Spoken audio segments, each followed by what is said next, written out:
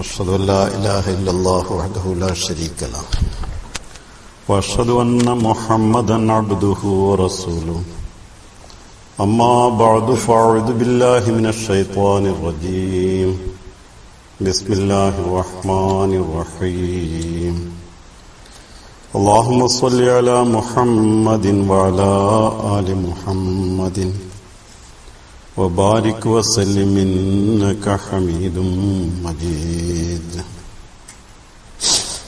നജാത്ത് അഥവാ മോക്ഷം എന്ന പേരിൽ ഹസ്രത്ത് മുസ്ലിം മൗഊദ് റളിയല്ലാഹു തആല അൻഹു ചെയ്തിട്ടുള്ള ഒരു പ്രഭാഷണ ഗ്രന്ഥത്തെ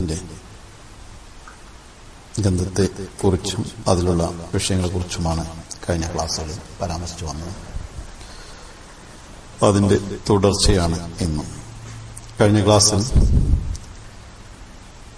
മോക്ഷം സിദ്ധിച്ചുകൊണ്ടിരിക്കുന്ന ആളുകൾക്ക് അത് മനസ്സിലാക്കാനുള്ള മാനദണ്ഡങ്ങൾ, അത് തങ്ങൾക്ക് ലഭിച്ചുകൊണ്ടിരിക്കുന്നോ ഇല്ലയോ എന്ന് അറിയുവാനുള്ള അടയാളങ്ങൾ എന്തായിരുന്നു എന്നാണ് ചർച്ച ചെയ്തിരുന്നത്. ഇന്ന് നജാത്ത് അഥവാ മോക്ഷത്തിൽ നിന്ന് വിദൂരമായിക്കൊണ്ടിരിക്കുന്ന ആളുകളിൽ കാണപ്പെടുന്ന അടയാളങ്ങൾ മുതലാണ് തുടങ്ങുന്നത്. ഇതിൽ ഒന്ന് രണ്ട് കാര്യങ്ങൾ കഴിഞ്ഞ ക്ലാസ് സൂചിപ്പിച്ചിരുന്നു. കാരണം ഇതൊന്ന് പോസിറ്റീവാണെങ്കിൽ മറ്റത് നെഗറ്റീവാണ്.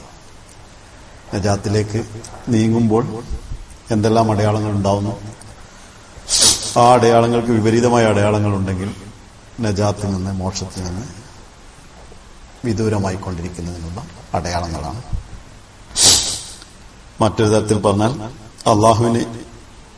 അള്ളാഹുവിന്റെ സാമീപ്യം ലഭിച്ചുകൊണ്ടിരിക്കുന്നവരുടെ അടയാളങ്ങളും അള്ളാഹുവിന്റെ സാമീപ്യത്തിൽ നിന്ന് വിദൂരസ്ഥമായിക്കൊണ്ടിരിക്കുന്നവരുടെ അടയാളങ്ങളും.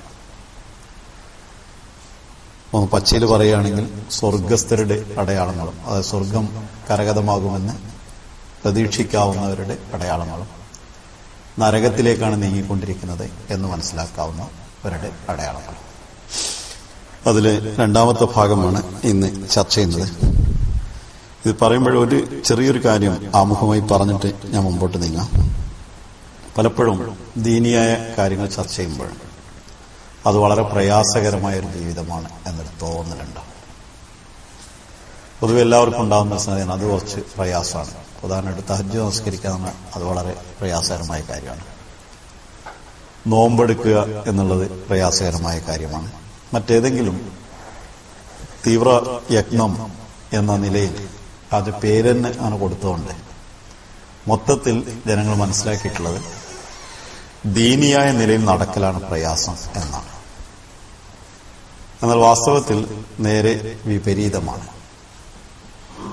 ഖുർആൻ അക്കാര്യം പല സ്ഥലങ്ങളിലും ആവർത്തിച്ച് പറഞ്ഞിട്ടുണ്ട്. ഏതൊരു സംഗതിയും, ഏതൊരു മെഷീനും അത് ഉണ്ടാക്കിയതനുസരിച്ചിട്ട് എന്തൊരു കാര്യത്തിൽ ലക്ഷ്യത്തിനു വേണ്ടി ഉണ്ടാക്കിയോ അതിനുവേണ്ടി അതിനെ ഉപയോഗിക്കുകയാണെങ്കിൽ എളുപ്പമായി. പക്ഷെ ഉപയോഗിക്കാത്ത അറിയാത്ത ഒരാളാണെങ്കിൽ അതിനെ മോശമായിട്ട് ഉപയോഗിക്കാനാണ് എളുപ്പമുള്ളത്. ഒരു കളിപ്പാട്ടം ഒരു കുട്ടിയുടെ കയ്യിൽ കൊടുത്താൽ ആ കുട്ടി ആ കളിപ്പാട്ടം എങ്ങനെയാണോ ഉപയോഗിക്കേണ്ടത് അതേപോലെ ഉപയോഗിക്കുമ്പോൾ അതിന് എളുപ്പമായി. പക്ഷെ അധികം ചില ആളുകൾ അതിനൊന്ന് തിരിച്ചു ഉപയോഗിക്കാൻ വേണ്ടി നോക്കും. ചില കുട്ടികൾ ഇപ്പം അങ്ങോട്ട് മുമ്പോട്ടോട്ടെന്നാണ് പുറകോട്ട് വലിച്ചു നോക്കും. എനിക്കൊക്കെ ഓർമ്മയുണ്ട്, ചെറുപ്പത്തിൽ പെന്ന് ആദ്യമായിട്ട് കിട്ടിയപ്പോഴേ അതെടുത്ത് പാറമ്മ ഒന്ന് എഴുതി നോക്കി. പാറമ്മ എഴുതാൻ പറ്റുമോ? നിബ്ബ് പൊട്ടി. ഞാൻ ഉപ്പാനോട് പോയിട്ട് പറഞ്ഞു നിബ്ബ് പൊട്ടിയാണ്, പൊട്ടാത്ത നിബ്ബ് ഉള്ള പെന്ന് കാണുമ്പോൾ നമുക്ക് വാങ്ങണമെന്ന് പറഞ്ഞു. അപ്പോൾ നമ്മുടെ കുട്ടിക്കാലത്തുള്ള പക്വമല്ലാത്ത ഇടപെടലുകൾ കാരണം, പക്വമല്ലാത്ത ചിന്ത കാരണം യഥാർത്ഥത്തിലുള്ള ലക്ഷ്യം പ്രയാസകരമാണ് എന്നും അതിനേക്കാൾ എളുപ്പം മറ്റതാണെന്നും തോന്നും. ഖുർആൻ ഇതിനെക്കുറിച്ച് ഒരിടത്ത് പ്രതിപാദിക്കുന്ന ഇങ്ങനെയാണ്: ഇന്ന മഅൽ ഉസ്രി യുസ്ര ഫഇന്ന മഅൽ ഉസ്രി യുസ്ര. ഉസ്ർ അഥവാ കഷ്ടപ്പാട് നിറഞ്ഞ സമയം ഉണ്ടെങ്കിൽ അതിന്റെ കൂടെ തന്നെ ഏറ്റവും എളുപ്പമായിട്ടുള്ള സമയവും ഉടനെ തന്നെ ഉണ്ട്. അപ്പം ആയാസം ഒരു ഭാഗത്തുണ്ട്, അതേസമയത്ത് അതിന്റെ നേരെ വിപരീതമായിട്ടുള്ള അവസ്ഥയും പിന്നീട് വരും. പക്ഷെ അതിന് രണ്ടിനും കൂടി ഖുർആൻ എടുത്ത പദം ഹസ്രത്ത് മുസ്ലിം റളിയല്ലാഹു തആല അടുത്ത് വിശദീകരിച്ചിട്ടുണ്ട്. ഉസ്ർ എന്ന് പറയുമ്പോൾ മഅൽ ഉസ്രി അൽ ഉസ്ർ എന്നാണ് പറഞ്ഞത്. അൽ ഉസ്ർ എന്ന് പറഞ്ഞാൽ അലിഫ്ലാമ് കൊണ്ട് അതിനെ തഅറുഫ് ചെയ്യുക, അതിനെ തഹദീദ് ചെയ്യുക എന്നൊക്കെ ഗ്രാമറിന്റെ ഭാഷയിൽ പറയും. അതായത് അതിന്റെ മുമ്പിൽ അലിഫ്ലാം വെച്ചുകൊണ്ട് പറയുമ്പോൾ അതൊരു പർട്ടിക്കുലർ ഒരു പ്രത്യേക പരിധിയിൽ ഉൾപ്പെടുന്നതായിരിക്കും. ഇപ്പൊ ബുക്ക് എന്ന് പറഞ്ഞാൽ ഏത് ബുക്കുവാ? ദി ബുക്ക് എന്ന് പറയുമ്പോൾ ഒരു പ്രത്യേക ബുക്കായിരിക്കും, അതിനൊരു പരിധി. ഇതേപോലെ പ്രയാസത്തിന് പരിധിയുണ്ട്, അതിനുശേഷം വരുന്ന പ്രയാസരഹിതമായ സമയത്തിന് അലിഫ്ലാം ഇല്ലാതെയാണ് ഖുർആൻ പ്രയോഗിച്ചത്. അതിന് പരിധിയില്ലാത്ത സ്വലാത്ത്. അത് ഒരു തത്വമാണ് ജീവിതത്തിൽ. ഏത് തലത്തിൽ പ്രയത്നിക്കുന്ന ഒരാളാണെങ്കിലും അള്ളാഹുവിന്റെ റഹ്മാനിയത്തും റഹീമിയത്തും ഒരുപോലെ കലർന്ന, രണ്ടും ഒരേ സമയത്ത് കലർന്ന നിലയിൽ അള്ളാഹു മനുഷ്യനോട് പെരുമാറുന്ന പെരുമാറ്റത്തിന്റെ പരിണിതിയായിട്ട്, അഥവാ രണ്ട് സിഫത്തുകൾ വെളിപ്പെടുന്ന സമയത്തിന്റെ അതിന്റെ പരിണിതിയായിട്ട് ഉള്ള പ്രയാസങ്ങൾ എവിടെ എത്ര ഉണ്ടെങ്കിലും അതിനുശേഷം വരുന്ന സുഖങ്ങൾ അതിനേക്കാൾ എത്രയോ വലുതാണ്. അത് പ്രയാസം എന്നത് അള്ളാഹു മനുഷ്യന്റെ ജീവിതത്തിൽ കൊടുത്തതൊക്കെ വളരെ ഹ്രസ്വമാണ്, പക്ഷെ അതിനുശേഷം കൊടുത്ത സുഖങ്ങൾ കൂടുതലാണ്. അത് അലിഫ്ലാം ഇല്ലാതെയാണ് വിവരിച്ചിട്ടുള്ളത്. സൂറ ബഖറയിൽ നോമ്പിനെ കുറിച്ച് പറയുന്ന സ്ഥലത്ത് രണ്ടിനും അലിഫ്ലാം പറഞ്ഞിട്ടുണ്ട്. അത് പറയാൻ കാരണം അള്ളാഹു പ്രത്യേകമായിട്ടൊരു പ്രത്യേക സമയത്തേക്ക് ഒരു എളുപ്പ സമയം വെച്ചിട്ടുണ്ട്. നോമ്പിന്റെ കാലം അതൊരു പരിധിയുള്ള കാലമാണ്. ആ കാലം പ്രയാസത്തിന്റെയും കാലം വളരെ പരിമിതപ്പെടുത്തിയ കാലമാണ്. അതിന്റെ പ്രയാസം കഴിഞ്ഞിട്ടുള്ള സുഖത്തിന്റെ കാലവും നോമ്പിന്റെ സമയം എന്ന നിലയിൽ അത് പരിമിതമാണ്. അതുകൊണ്ടാണ് രണ്ടിനെ അങ്ങനെ പ്രയോഗിച്ചത്. പക്ഷെ പൊതുവായിട്ട് അള്ളാഹു മനുഷ്യനോട് ചെയ്യുന്ന പ്രവർത്തികൾ അത് ഭൗതികമായ ലോകത്താണെങ്കിൽ ഒരാൾ പഠിക്കുന്ന ഒരാളാണ്, പഠിക്കുന്ന കാലഘട്ടം കുറവാണ്. ഒരാൾ കഷ്ടപ്പെടുന്ന എന്തൊരു കാര്യത്തിന് കഷ്ടപ്പെടുന്ന കാലവും കുറവാണ്. എന്തൊരു ട്രെയിനിങ് ആണെങ്കിലും വളരെ കുറഞ്ഞ സമയമാണ്. അതിനുശേഷം അതിനുള്ള ഗുണങ്ങളാണ് കൂടുതലുള്ളത്. അത് ഏത് കാര്യത്തിലും, മക്കളുടെ പരിപാലനത്തിൽ, അതുപോലെ എന്തൊരു കാര്യം നോക്കുകയാണെങ്കിലും ജീവിതത്തിന്റെ എല്ലാ തുറകളിലും ഒരുപോലെ യോജിച്ചു വരുന്ന ഒരു തത്വമാണിത്. മനുഷ്യന്റെ പ്രയാസത്തിന്റെ ഘട്ടം അള്ളാഹു പ്രത്യേകമായി തഹദീദ് ചെയ്ത് അതിനൊരു പരിധി നിർണയിച്ച് ഒരു നിശ്ചിത സമയം വരെ വെച്ചിട്ടുണ്ടെങ്കിൽ അവന് ലഭിക്കുന്ന സുഖങ്ങളുടെ ഘട്ടത്തിന് അവൻ പരിമിതി നിശ്ചയിച്ചിട്ടില്ല. കാരണം അള്ളാഹുവിന്റെ സിഫത്തുകൾ പരിമിതമാണ്. അവൻ നൽകുന്ന അവന്റെ റഹ്മത്തും പരിമിതമല്ല, അത് അപരിമിതമാണ്. അത് നമുക്ക് ഹുദൂദ്, അതിലൊരു അതിർവരമ്പുകൾ നിർണ്ണയിക്കുവാൻ നമ്മളെ കൊണ്ട് സാധ്യമല്ല. ഈ കാര്യം മനസ്സിലാക്കിയിട്ട് ഞാനിത് ആമുഖമായി പറയാൻ കാരണം ഇത്രയും നരകവും സ്വർഗവും ഒക്കെ പറയുമ്പോൾ നരകമൊക്കെ ഒരുപാട് പ്രയാസമുള്ള, നരകത്തിലേക്ക് പോകാനുള്ള എളുപ്പം തോന്നും. പക്ഷെ അതാണ് ഏറ്റവും കൂടുതൽ പ്രയാസമുള്ളത്. അത് ഒരു നിശ്ചിത പരിമിതി നമുക്ക് നമ്മുടെ ഏറ്റവും പ്രധാനപ്പെട്ട മനുഷ്യൻ അങ്ങനെ ചെയ്യാൻ കാരണം ഉടനെ കിട്ടുന്ന പ്രതിഫലത്തിലാണ് മനുഷ്യൻ ഇഷ്ടപ്പെടുന്നത്. ഖുലിഖൽ ഇൻസാനു മിൻ അജൽ, ധൃതി എന്നുള്ളത് മനുഷ്യന്റെ പ്രകൃതത്തിൽ അള്ളാഹു കൊടുത്താണ്. അപ്പൊ ഉടനെ കാണുന്ന സുഖത്തെ പരിഗണിച്ചുകൊണ്ട് വളരെ ദൂരത്തിൽ കാണുന്ന സുഖത്തെ മനുഷ്യൻ കാണാതെ പോകുന്നു. അത് നേരെ മറിച്ച് വളരെ നിസ്സാരമായ കാര്യങ്ങൾ. മനുഷ്യന്റെ ജീവിതത്തിൽ ഏറ്റവും പ്രധാനപ്പെട്ട 3 കാര്യങ്ങൾ: ഭക്ഷണം കഴിക്കുക, ഉറങ്ങുക, മറ്റ് മനുഷ്യന്റെ ലൈംഗിക ബന്ധം. ഇത് 3ഉം മൃഗങ്ങള് വിശന്ന മാത്രം ഭക്ഷണം കഴിക്കലുള്ളത്. അതേ സമയത്ത് മനുഷ്യന് അങ്ങനെ വിശപ്പൊരു പ്രശ്നമല്ല. ചില ആളുകളുണ്ടാവും അങ്ങനെ പരിധി വെക്കുന്നത്. പക്ഷെ ഭക്ഷണം കണ്ടാൽ അത് കഴിക്കുക, പിന്നെ കിട്ടുമല്ലെന്ന് അറിയില്ലല്ലോ എന്നൊക്കെയാണ് വിചാരിക്കല്. ആരും ഭക്ഷണം കിട്ടാൻ മരിക്കലൊന്നുമില്ല. പക്ഷെ അതിപ്പോ കല്യാണത്തിന് 12 മണിക്കാണ് സദ്യയെങ്കിൽ ഒരു 10 മണിക്ക് അവിടുന്ന് പോകണമെങ്കിൽ അത് കഴിച്ചിട്ട് പോകാന്നുള്ള പരിപാടിയാണ്. വിശക്കണമെന്നുള്ള കാര്യം വേറെയാണ് ആലോചിക്കുക. ഒരു മൃഗവും അതിന് ചെയ്യാറില്ല. അതേപോലെ കിടന്ന് ഉറങ്ങലാണ് സാധാരണ പതിവ്. അതായത് കിടന്ന് ഉറക്കത്തെ കാത്ത് കിടന്ന് പിന്നെ കിടന്ന് തുറന്നു. മൃഗം ഉറക്കം വരുമ്പോഴേ കിടക്കുള്ളൂ. അല്ലാതെ നേരത്തെ പോയി കടന്നിട്ട് ഉറക്കം വരാതെ നെയ്റ്റും ഗിഫ്റ്റും കിടക്കുന്ന ഒരു മൃഗത്തിന് നമ്മൾ കാണാറില്ല. അതേപോലെ തന്നെ മൃഗത്തിന് അതിന്റെ സീസണും സമയമൊക്കെ ഉണ്ട് അതിന്റെ ലൈംഗിക ബന്ധങ്ങൾക്ക്. ഈ 3നും നിയന്ത്രണം ഇല്ലാത്ത ആളുകളാണ് ജീവിതം കഴിച്ചുകൂട്ടുന്ന ആൾക്കാർ. ജീവിക്കുന്നവരല്ല, ജീവിതം കഴിച്ചുകൂട്ടലാണ്.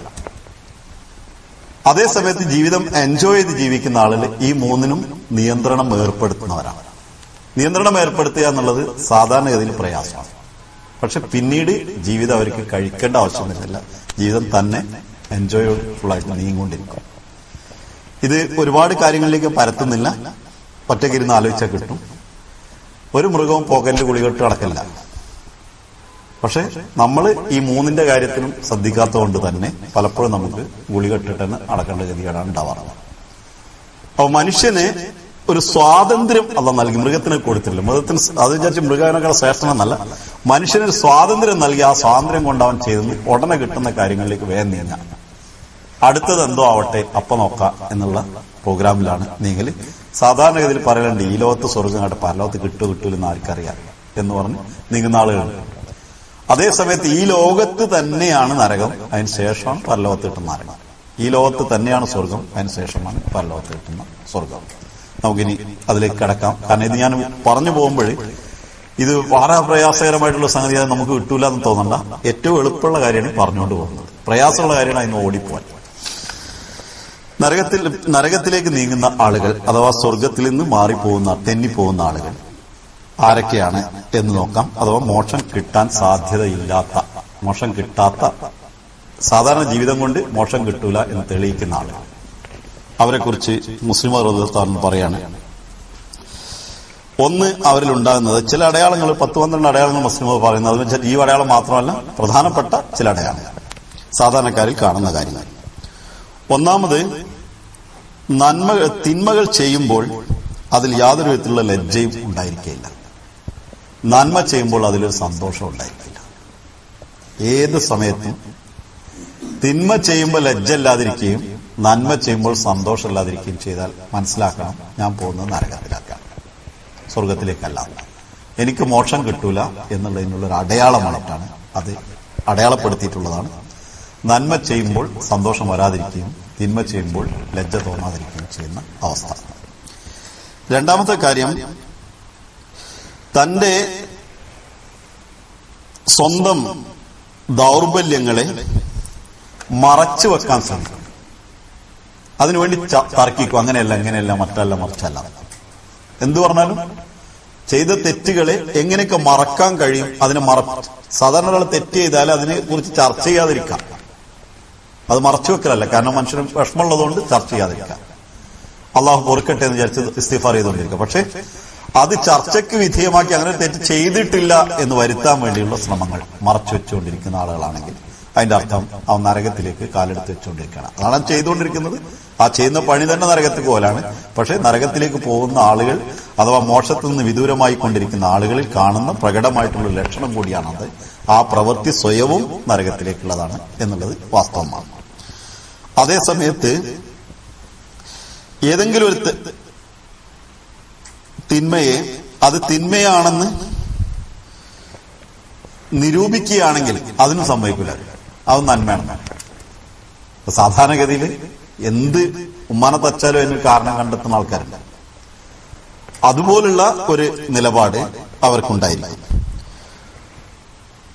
മൂന്നാമത്തെ ലക്ഷണം, മനുഷ്യൻ ഏതെങ്കിലും ഒരു നന്മ ചെയ്താൽ ഉടനെ തന്നെ താൻ ഒരു വലിയ കാര്യം ചെയ്തിരിക്കുന്നു എന്ന്, അതല്ലെങ്കിൽ താനേ ഇങ്ങനെ കാര്യങ്ങൾ ചെയ്യുന്നുള്ളൂ, വേറെ ആരും അങ്ങനെ ചെയ്യുന്നില്ല എന്ന് തോന്നും. ഒരു അനാവശ്യമായിട്ടുള്ള ദുരഭിമാനം അതിലുണ്ടാവുക. താൻ ചെയ്തത് മാത്രമേ ശരിയാവുകയുള്ളൂ. അതിന് മസീഹ് അലൈഹിസ്സലാത്തു വസ്സലാം പ്രയോഗിച്ച പദം ഉജ്ബ് എന്നാണ്. താൻ ചെയ്തത് മാത്രമാണ് ശരി, വേറെ ആർക്കും അങ്ങനെ ചെയ്യാൻ പറ്റില്ല. അത് സാധാരണ മുസ്ലിം പാർട്ടികളൊക്കെ നോക്കി അങ്ങനെ കാണും. ഓരോരുത്തരും പറയും നമ്മളാണ് ശരിയായിട്ട് ചെയ്യുന്നത്, വേറെ കൈ ഇങ്ങനെ കെട്ടുന്നത് ഞാനാണ്, കാലിങ്ങനെ വെക്കുന്നത് ഞാനാണ്, വേറെ ഉള്ളവരൊക്കെ കാല് വെക്കുന്ന പുറത്താണ്, കൈ വെട്ടുന്ന പുറത്താണ്. അയിമയാണ് എല്ലാം തർക്കമുള്ളത്. കൈ വാറ്റുമ്പോൾ കെട്ടണോ, മേലെ കെട്ടണോ, താഴെ കെട്ടണോ, ഇതുവരെ തർക്കം തീർന്നില്ല. പക്ഷെ ഞാൻ കെട്ടുന്നത് ശരിയാണ് എന്നുള്ള ഉജ്ബാണ് എല്ലാവർക്കും ഉള്ളത്.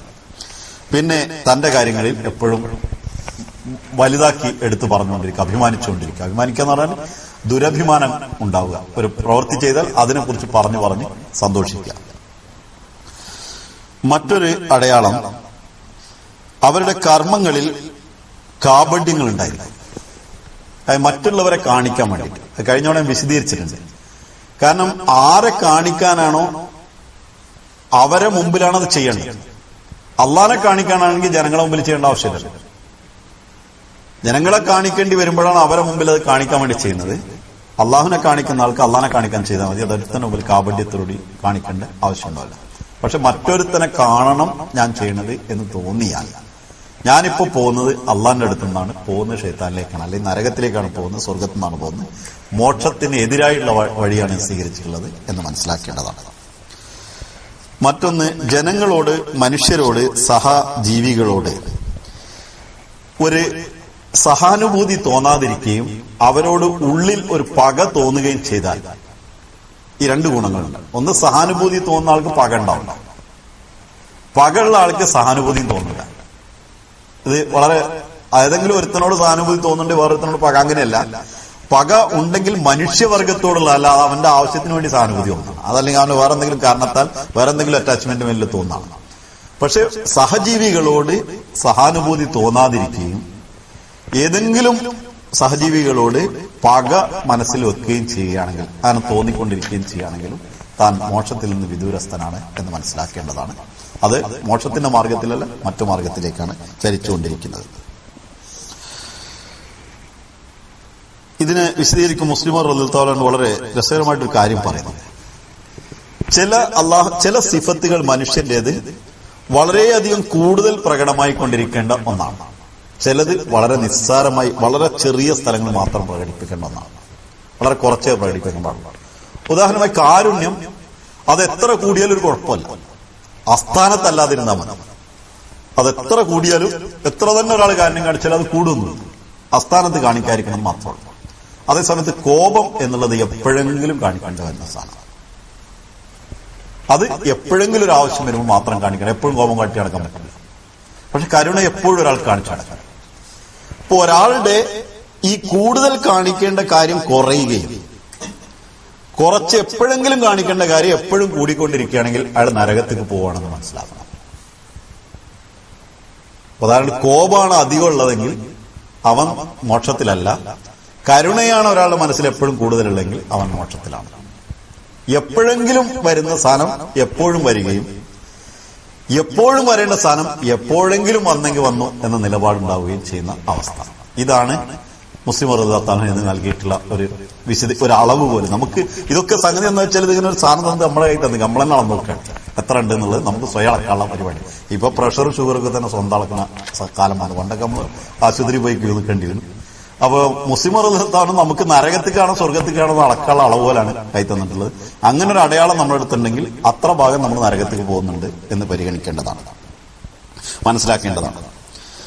ആറാമത്തെ അടയാളം അള്ളാഹുവിന്റെ പ്രവർത്തികൾ, അതായത് ദൈവികമായിട്ടുള്ള പ്രവർത്തികൾ.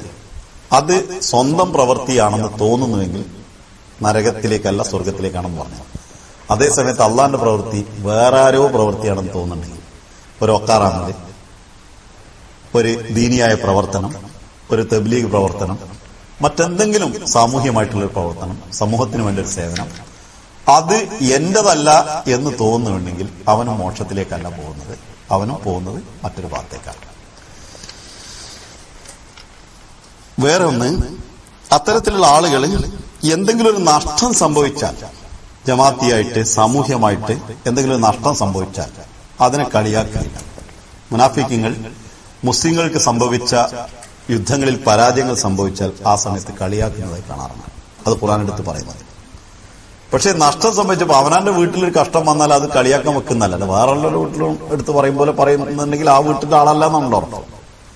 അപ്പൊ അതുപോലെ ഒരു നഷ്ടം സംഭവിച്ചാൽ അതിനെ കളിയാക്കാൻ തോന്നുന്നുവെങ്കിൽ, അതിനെ പരിഹസിക്കാൻ തോന്നുന്നുവെങ്കിൽ, അതിനെ മോശമായിട്ട് തോന്നുന്നുവെങ്കിൽ, തന്റെ വീട്ടിൽ നടന്നല്ല എന്ന് തോന്നുന്നുവെങ്കിൽ അവനും പോകുന്നത് മോക്ഷത്തിൽ നിന്ന് നരകത്തിലേക്കുള്ള വഴിയാണ് അവലംബിച്ചിട്ടുള്ളത്. മറ്റൊന്ന്, നല്ല ദേഷ്യം വരാറുണ്ട് ചില ആളുകൾക്ക്, പെട്ടെന്ന് വരുന്ന ആവേശം വരാറുണ്ട്, വികാരത്തിന് അടിമപ്പെടാറുണ്ട്. സാധാരണ ഇതിൽ വരാവുന്നൊരു കാര്യമാണ്. ഇതിനെ നമുക്ക് പെട്ടെന്ന് പിടിച്ചു നിൽക്കാനൊന്നും കഴിയില്ല. അങ്ങനെ പിടിച്ചു നിൽക്കുന്നൊക്കെ പറഞ്ഞാൽ വെറുതെ പറയുന്നതാണ്. അത് കാരണം പിടിച്ചു നിൽക്കണമെങ്കിൽ അത് വളരെ പ്രയാസകരമായിട്ട് നീങ്ങേണ്ട ഒരു ഇതാണ്. ഹിന്ദുക്കൾ പറയുന്നത് പല ജന്മങ്ങളിൽ എടുക്കേണ്ടതാണ്. പക്ഷെ ജന്മമൊന്നും ഇല്ലെങ്കിലും ഈ ജന്മത്തിൽ തന്നെ കുറച്ച് മനക്കെട്ടിട്ട് എടുക്കേണ്ട കാര്യങ്ങളാണ് അത്. കാരണം അത് ജീനിൽ ഉള്ളതായിരിക്കും ചിലപ്പോൾ, അല്ലെങ്കിൽ അത് ഏതെങ്കിലും രോഗത്തിന്റെ ലക്ഷണമായിരിക്കും, അതല്ലെങ്കിൽ നമ്മൾ തെറ്റായിട്ട് കണ്ടിട്ട് അതിനെ ശരിയാണെന്ന് പഠിച്ചു വെച്ചതായിരിക്കും. പല കാരണങ്ങളുണ്ടാവാം. മുസ്ലിം റളിയല്ലാഹു അൻഹുവിനെ കുറിച്ചിട്ട് പറഞ്ഞത് 7 കാരണങ്ങൾ ഉണ്ടാവാനാണ്. ആ കാരണങ്ങൾ നമുക്ക് അറിയും കൂടിയില്ല കാരണം എന്താണ്. പക്ഷെ അങ്ങനെ ഒരു ദുരാവേശമോ ഒരു വികാരത്തിന് അടിമപ്പെട്ട് വിവേകത്തെ മാറ്റി നിർത്തുന്ന അവസ്ഥയോ വരുമ്പോഴേ അള്ളാഹുവിന്റെ പേര് പറഞ്ഞ ഒട്ടനെ നിന്നു പോകുന്ന അവസ്ഥ ഉണ്ടെങ്കിൽ അവൻ സ്വർഗത്തിലേക്ക് പോകുന്നതാണ്. അതേസമയത്ത് അള്ളാഹിന്റെ പേര് പറഞ്ഞാൽ എന്താ അള്ളാഹ് പറഞ്ഞിട്ടുണ്ടെങ്കിൽ അതിന്റെ അർത്ഥം നരകത്തിലേക്ക് പോകുന്ന ആളാണ്. അള്ളാഹിനെ കുറിച്ച് പറയുമ്പോൾ പേടി വരും. വിവേകശൂന്യമായിട്ട് നീങ്ങുന്ന കാര്യങ്ങളിലും കോപാന്ധമായിട്ട് നിൽക്കുന്ന സമയങ്ങളും അള്ളാഹുവിനെ കുറിച്ച് ഓർത്തു കഴിഞ്ഞാൽ അതിന്റെ പേര് വന്നാൽ ഉടനെ തന്നെ നിന്നുപോയാൽ അടുത്ത സ്വർഗം അല്ലെങ്കിൽ നരകത്തിലേക്കാണ്. മറ്റൊരു ലക്ഷണം, വലിയ വലിയ നന്മകൾ വരെ, വലിയ വലിയ തിന്മകൾ വരെ ഒരു തിന്മയല്ലാതെ തോന്നുന്ന ചില ആൾക്കാർ. കളവ് പറഞ്ഞാൽ സാധാരണ എല്ലാവരും പറയണല്ല, ഏറ്റവും വലിയ തിന്മയാണ് കളവ്. അതേപോലെ തന്നെ വളരെ നിസ്സാരമായി ഇപ്പൊ പരദൂഷണം, അത് തന്നെ പറഞ്ഞു പോണല്ലേ, എല്ലാ ബന്ധങ്ങളെയും ഉലക്കുന്ന ഒരു പരിപാടിയാണ് പരദൂഷണം. ദുർധാരണ ഈമാൻ തന്നെ നശിപ്പിച്ചു കളയുന്നത്. അതായത് പിന്നെ മസീമു അലൈഹി സ്വലാത്തു വസ്സലാമിന്റെ വ്യാഖ്യാനത്തിൽ പറഞ്ഞത്, ദുർധാരണ വെക്കുന്ന ആള് ഈമാനെ ചപ്പ് ചവറുകൾ തീയിലെരിഞ്ഞു പോകുമ്പോൾ പോകുന്നതാണ്. അപ്പൊ അതൊക്കെ സാധാരണ വരുന്നതല്ലേ എന്ന് തോന്നുന്നുവെങ്കിൽ അതിന്റെ അർത്ഥം നമ്മൾ പോകുന്നത് ഇവരൊക്കെ പാടെ പോകുന്ന സ്ഥലത്തേക്കാണ് എന്ന് മനസ്സിലാക്കിയാൽ മതി. പക്ഷെ അതിനെക്കുറിച്ച് അത് വരാം, ദുർധാരണ വരാൻ ചില സമയത്ത്, പരദൂഷണങ്ങൾ അകപ്പെട്ട് പോകാൻ അറിയാതെ. പക്ഷെ അതൊക്കെ വരുമ്പോൾ അത് വലിയൊരു പാപമാണെന്നുള്ള മനസ്സിന്റെ ഉള്ളിലൊരു പേടി, ഒരു ഉൾക്കിടലം അവനുണ്ടെങ്കിൽ അവൻ രക്ഷപ്പെട്ട് അതില്ലാതെ നിലകൊള്ളുകയാണെങ്കിൽ, അതൊരു നിസ്സാരമായി വിടുകയാണെങ്കിൽ അവനും നരകത്തിലേക്ക് പോകുന്നു എന്നതിന്റെ അടയാളമാണത്. മറ്റൊരു ലക്ഷണം പറഞ്ഞത്, ഒരാൾക്ക് അള്ളാഹ് ജീവിതത്തിൽ വെച്ചിട്ടുള്ളൊരു പ്രകൃതിയിലുള്ളൊരു സംഗതിയാണ്. ആ തത്വം നമ്മുടെ ജീവിതത്തിൽ അളക്കാനുള്ള മറ്റൊന്നു കൂടിയാണ്. നമ്മൾ ഒരു നന്മ ചെയ്യുകയാണെങ്കിൽ, നന്മ ചെയ്യാൻ വേണ്ടി കഷ്ടപ്പെടുമ്പോൾ അതിനു വേണ്ട വാതിലുകൾ നമുക്ക് വേണ്ടി തുറക്കപ്പെടും. നമ്മളുടെ ഒരാളിപ്പോ ഒരു ചിത്രം വരയുന്ന ഒരാളാണ്, നല്ലൊരു ചിത്രം വരയുന്ന ആളാണ്, അയാൾ ചിത്രം വരയാൻ മെനക്കിടുകയാണെങ്കിൽ നല്ല ചിത്രങ്ങൾ വരക്കാനുള്ള സാഹചര്യങ്ങൾ അയാൾക്ക് ഒരുങ്ങിക്കൊണ്ടേയിരിക്കും.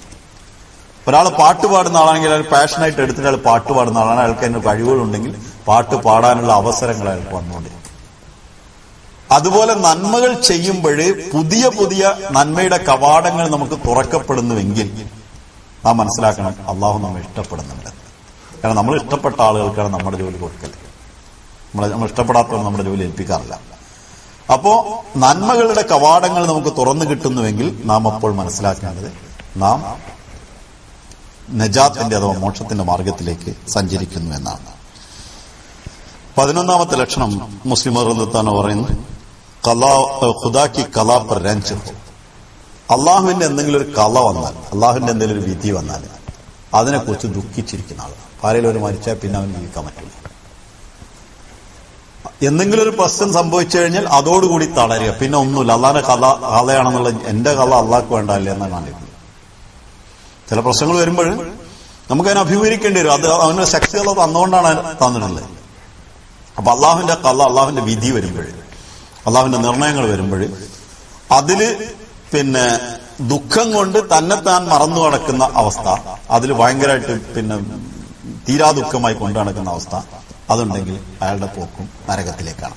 ചില ആളുടെ സിമ്പത്തിക് മൈൻഡിൽ മറ്റുള്ളവരുടെ സിമ്പതി പിടിച്ചെട്ടാൻ വേണ്ടിയിട്ട് എന്തെങ്കിലും ഒരു ദുഃഖം വന്നാൽ അങ്ങനെ ദുഃഖിച്ചുകൊണ്ടാണ്. അതായത് ഉമർ ഇബ്നു ഖത്താബിന്റെ രസകരമായിട്ട് സംഭവിക്കും. മദീനത്ത് പള്ളിയിൽ നിന്ന് ഒരാളിങ്ങനെ തലയും താത്തി വരാണ്. അപ്പൊ ഉമർ ഇബ്നു ഖത്താബിന്റെ പേരടിക്ക് ഒരു അടി എടുത്തു. എന്താ എന്റെ അള്ളാഹ് ചത്തോന്ന് വെച്ചു. ഇങ്ങനെ തലകി വിട്ടിട്ട് കിടക്കാൻ, അതുകൊണ്ട് തല പൊക്കി കിടക്കാൻ. അപ്പൊ ദുഃഖം എന്നുള്ളത് ആഘോഷിക്കാനോ കൊണ്ടാടാനോ ഉള്ളതല്ല, അള്ളാഹുവിന്റെ ഖദറാണെന്ന് മനസ്സിലാക്കി എനിക്ക് ഇത്രേ കഴിയുള്ളൂ, അള്ളാഹ്ക്ക് എല്ലാ കഴിവുള്ളൂ എന്ന് മനസ്സിലാക്കാനുള്ളതാണ്. അത് തിരിച്ച് അത് കൊണ്ടാടാനോ ആഘോഷിക്കാനോ ഒക്കെ നടക്കുകയാണെങ്കിൽ, പണ്ടത്തെ കാലത്ത് സതിയും ഇങ്ങനെയുള്ള പരിപാടിയൊക്കെ ഉണ്ടായത് അതിന്റെ ഫലമാണ്. അപ്പൊ അത്തരത്തിലുള്ള സാഹചര്യങ്ങൾ, സതി എന്ന് പറഞ്ഞാൽ സ്വന്തം മുമ്പിലിടുകയാണെങ്കിൽ ചില ആളുകൾ പതുക്കെ എടുക്കും. ദുഃഖം എന്നുള്ള സാധനം മനസ്സിലാക്കി സ്വല്പം ഒന്ന് മാറിയതെന്ന് മനസ്സിലാക്കാൻ വേണ്ടി പറയണം. ശരിക്ക് ഒരാളെ ചങ്ക് പിടിച്ചിട്ട് ഇങ്ങനെ അമർത്തി കൊന്നാലേ അയാൾ ശ്വാസം മുട്ടി മരിക്കും. അതേസമയത്ത് നമ്മളെന്നെ നമ്മളെ ചങ്ക് അമർത്തുവാണ്, നമുക്ക് വിവരമില്ലെങ്കിൽ ഉണ്ടാവും. അതാണ് ഈ ദുഃഖം കൊണ്ടിറങ്ങുന്ന ആൾക്കാർ. നമ്മളെന്നെ നമ്മളെ ശ്വാസം മുട്ടിച്ച് കൊല്ലുന്ന പരിപാടിയാണിത്. ഒരു ചിത്രകാരൻ അതിന് വരച്ചിട്ടുള്ളത് ഒരു നരി ഒരാളെ കയറി പിടിച്ചിരിക്കുന്നു, നെഞ്ചത്തൂടെ കയറി പിടിച്ചിട്ട് കഴുത്തിൽ ഇങ്ങനെ അമർത്തിയിട്ട് 2 പല്ലും അമർത്തിയിരിക്കുകയാണ്, കൈ ഇങ്ങനെ കൂട്ടിപ്പിടിക്കും ചെയ്ത്. ഇത് പറഞ്ഞത് സ്വന്തം ഒരാളെ, അയാൾ ചിത്രകാരൻ എന്നെ വിവരിച്ചത് ഇങ്ങനെയാണ്, സ്വന്തം ഒരാളെ എവിടെയോ കിടക്കുന്ന ദുഃഖങ്ങളെയും അള്ളാന്റെ വിധികളെയും എടുത്തിട്ട് തന്റെ കഴുത്തിലേക്ക് അമർത്താൻ വേണ്ടി കൊടുക്കുന്നതിന് തുല്യമാണിതെന്നാണ്. അപ്പൊ അള്ളാഹുവിന്റെ വിധികൾ വരുമ്പോൾ ഏത് തരത്തിലുള്ള വിധിയാണെങ്കിലും അചഞ്ചലമായി നിൽക്കുകയാണെങ്കിൽ നമ്മൾ മോക്ഷത്തിന് അർഹരാണ്. അതേസമയത്ത് ആ സമയത്ത് ഭയങ്കര പ്രശ്നം, എനിക്ക് തന്നെ അങ്ങനെ വന്നോ, എല്ലാവരും പറയല്ലോ എനിക്ക് മാത്രം അങ്ങനെ വന്നോ, എന്നാ അയാൾക്ക് തന്നെ അറിയാം. അങ്ങനെ ഇഷ്ടം പോലെ ആൾക്കാരുണ്ട്. ഇപ്പൊ ഒരാളെ കുട്ടി മരിച്ചെങ്കിൽ ഇഷ്ടം പോലെ കുട്ടികൾ മരിക്കും, വാപ്പ മരിച്ചെങ്കിൽ ഇഷ്ടം, വാപ്പ ആരും മരിക്കാതിരുന്നിട്ടില്ല, എല്ലാവരും ഒരേപോലത്തെ. പക്ഷെ എന്നാലും എനിക്കെന്തിനെങ്ങനെ വന്നു എന്ന് വിചാരിച്ച് നടക്കുന്ന ആൾക്കാരുണ്ട്. അത് അള്ളാഹു നരകത്തിലേക്കാണ് താൻ പോകുന്നത് എന്നതിന്റെ അടയാളമാണ്. ഇനി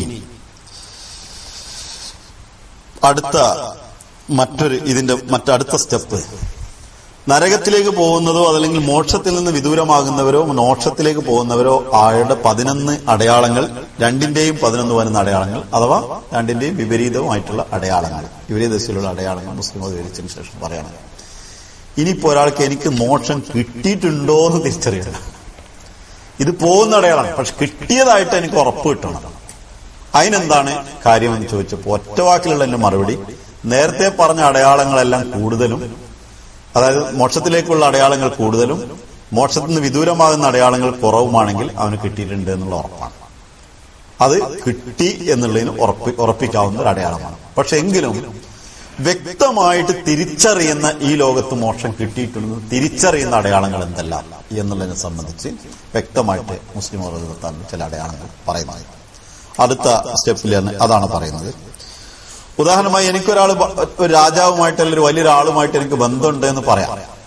പക്ഷെ ആ ബന്ധം ഉണ്ടെങ്കിൽ ഒന്നിലയാളെ കത്ത് വരണം, അല്ലെങ്കിൽ അയാൾ എന്തെങ്കിലും എന്നോട് പറയണം, അതല്ലെങ്കിൽ ഞാൻ അയാളെ സന്നിധിയിൽ ഇരിക്കണം, അല്ലെങ്കിൽ അയാൾ എന്നെ സഹായിക്കണം, ഇങ്ങനെ എന്തെങ്കിലും ഒരു അടയാളം. പക്ഷെ ബന്ധമുണ്ട് എന്ന് പറഞ്ഞിട്ട് വെറുതെ ബന്ധമുണ്ടെന്ന് പറഞ്ഞിട്ട് കാര്യമില്ല. ബന്ധമുണ്ടോ വെച്ചപ്പോ ആരോടൊപ്പം ബന്ധമുണ്ടെന്ന് പറയാം, പക്ഷെ അയാൾക്ക് ഇങ്ങോട്ട് ബന്ധമുണ്ടെന്ന് അറിയില്ല. അങ്ങനത്തെ ഒരു കണ്ടീഷനിലേക്ക് എത്തും. അപ്പൊ അതിനെ സംബന്ധിച്ച് മുസ്ലിം റളിയല്ലാഹു പറയാണ് 2 തരത്തിലാണ് അതിന്റെ അടയാളങ്ങൾ എന്നുള്ളത്. ഒന്ന്, വാചക രൂപത്തിൽ ആ അടയാളങ്ങളെ അള്ളാഹു വെളിപ്പെടുത്തുന്നു. മറ്റൊന്ന്, പ്രവർത്തന രൂപത്തിൽ അള്ളാഹു വെളിപ്പെടുത്തുന്നു. വാചക രൂപത്തിൽ വെളിപ്പെടുത്തുന്നതിനെ സംബന്ധിച്ച്, അതായത് അള്ളാഹു വാ കൊണ്ട് തുറന്നു പറയും. അള്ളാഹു വാണ്ടോ അള്ളാന്റെ വായുണ്ടെന്ന് പറയാൻ പറ്റില്ല. ഏതായാലും അള്ളാഹുവിൽ നിന്ന് നേരിട്ട് വാചക രൂപത്തിൽ തന്നെ അറിയും നീ മോക്ഷത്തിന് അർഹനാണ് എന്ന് അള്ളാഹ് പറയും. അതിനെ സംബന്ധിച്ച് ഖുർആൻ പറയുന്നു, ഇന്നല്ലദീന ഖാലു റബ്ബുനല്ലാഹു സുമ്മ ഇസ്തഖാമു തതനസ്സലു അലൈഹിമുൽ മലായികത്തു അല്ലാ തഖാഫു വലാ തഹ്സനു വഅബ്ശിറു ബിൽ ജന്നത്തി ലത്തി കുൻതും തുഅദൂൻ. നിശ്ചയം അള്ളാഹു ഞങ്ങളുടെ നാഥനാണ് എന്ന് പറയുകയും അതിൽ അചഞ്ചലരായി നിലകൊള്ളുകയും, അത് ആട്ടും ആണോ അല്ലേന്ന് അറിയാൻ വേണ്ടി നാട്ടി വെക്കും. സാധാരണ നമ്മള് പിന്നെ കുട്ടികളുടെ കാലത്ത് മരത്തുമ്മ കളിക്കുന്ന കാലമുണ്ട് ഒരു കാലത്ത്. അപ്പൊ മരത്തുമ്മ കയറിയിട്ട് കുലിക്കുക വിടൂല. ഏകദേശം ഇതേ പദമാണ് ഇസ്തിഖാമത്തിനുള്ളത്. നല്ല കൊടുങ്കാറ്റടിക്കും മരം വീഴാതെ നിൽക്കുന്നതിനാണ് ഇസ്തിഖാമത്തി ഷജറ എന്ന് അറബിയിൽ പറയുന്നത്. അപ്പൊ വളരെ ശക്തമായ കൊടുങ്കാറ്റ് വന്നാലും ആടാതെ നിൽക്കുന്ന ആളുകൾ, അത്തരത്തിലുള്ള ആളുകളെ സുമ്മസ്തഖാമു തതനസ്സലു അലൈഹിമുൽ മലായിക, അവരുടെ മേൽ അള്ളാഹുവിന്റെ മാലാഖമാർ ഇറങ്ങിക്കൊണ്ട് പറയും, അല്ലാ തഹ്സനു അല്ലാ തഖാഫു വലാ തഹ്സനു, നിങ്ങൾ ദുഃഖിക്കേണ്ട, നിങ്ങൾ ഭയപ്പെടുകയും വേണ്ട. വരുന്ന കാര്യത്തിനെ കുറിച്ച് നിങ്ങൾ ഭയപ്പെടേണ്ട ആവശ്യമില്ല, നിങ്ങൾ ദുഃഖിക്കേണ്ട കാര്യമില്ല.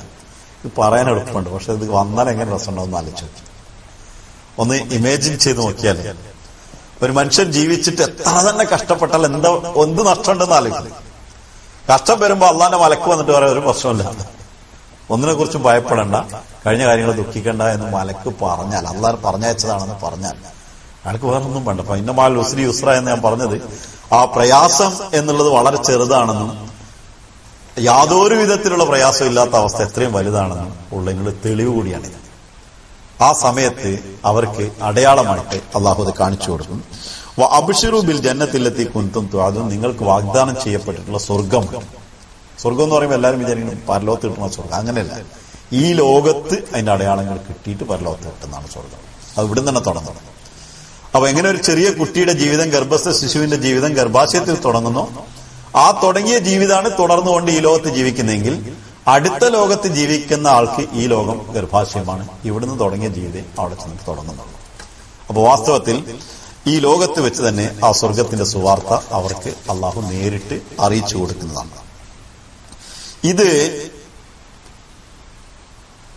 ഹദീസിൽ വന്നിട്ടുള്ള സംഗതി, ജിബ്രീല് ഏതെങ്കിലും ഒരാളോട് അള്ളാഹു വളരെയധികം ഇഷ്ടപ്പെട്ടാൽ, അള്ളാഹു ഒരാളെ സന്തോഷിച്ചാൽ, അള്ളാഹു അയാളെ ഇഷ്ടപ്പെടുന്ന ആളായിട്ട് അള്ളാഹുവിന്റെ ആളുകൾ ഉണ്ടാവുമ്പോഴേ ജിബ്രീല് മറ്റു മലക്കുകളോട് പറയും അള്ളാഹു ഇയാളെ ഇഷ്ടപ്പെടുന്ന ആണെന്ന് ഹദീസിൽ വന്നു. അങ്ങനെ അവര് പറയുമ്പോൾ അടുത്ത മലക്കുകളോട് അവര് പറയും അള്ളാഹു ഇഷ്ടപ്പെടുന്ന ആളാണ് ഈ പോകുന്നത്. ഇതിനൊരു തെളിവ് ഹദരത്ത് ഖലീഫത്തുൽ മസീഹ് സാലിസ് റഹ്മത്തുള്ളാഹി തആല ഒരു ജൽസ സാലനിയിൽ, റബൂയിൽ നടന്ന ജൽസ സാലനിയിൽ സംഭവം പറയുന്നത്. ഒരു സ്ത്രീ, പാകിസ്ഥാനിലുള്ള സ്ത്രീ, അതായത് ഹുസൂർ പറഞ്ഞു പാകിസ്ഥാനിൽ പെണ്ണുങ്ങളോട് വരെ അള്ളാഹു സംസാരിക്കുന്നു, ആ കാലത്ത് മൂസാനയുടെ കാലത്തല്ല ഇപ്പോഴും സംസാരിക്കുന്നുണ്ട് എന്ന് പറഞ്ഞുകൊണ്ട് ആ സദസ്സിലിരിക്കുന്ന ആളെ കുറിച്ചിട്ടാണ് മുസ്ലിം ഖലീഫത്തുൽ മസീഹ് സാലിസ് പറയുന്നത്. എന്റെ ഈ പ്രസംഗം കേൾക്കുന്ന ഒരു സ്ത്രീ എനിക്കറിയാം, അത് ഹുസൂർ അവർ വെളിപ്പെടുത്തി കൊടുത്താണ്, അള്ളാഹനെ വെളിപ്പെടുത്തി കൊടുത്താണ്. യാത്ര ചെയ്യുമ്പോൾ ട്രെയിനിലാണെങ്കിലും ബസ്സിലാണെങ്കിലും സൈഡിൽ നിന്ന് അസ്സലാമു അലൈക്കും എന്ന് പറയും. അപ്പൊ ആരാൻ തിരിഞ്ഞു നോക്കി ആളെ കാണില്ല.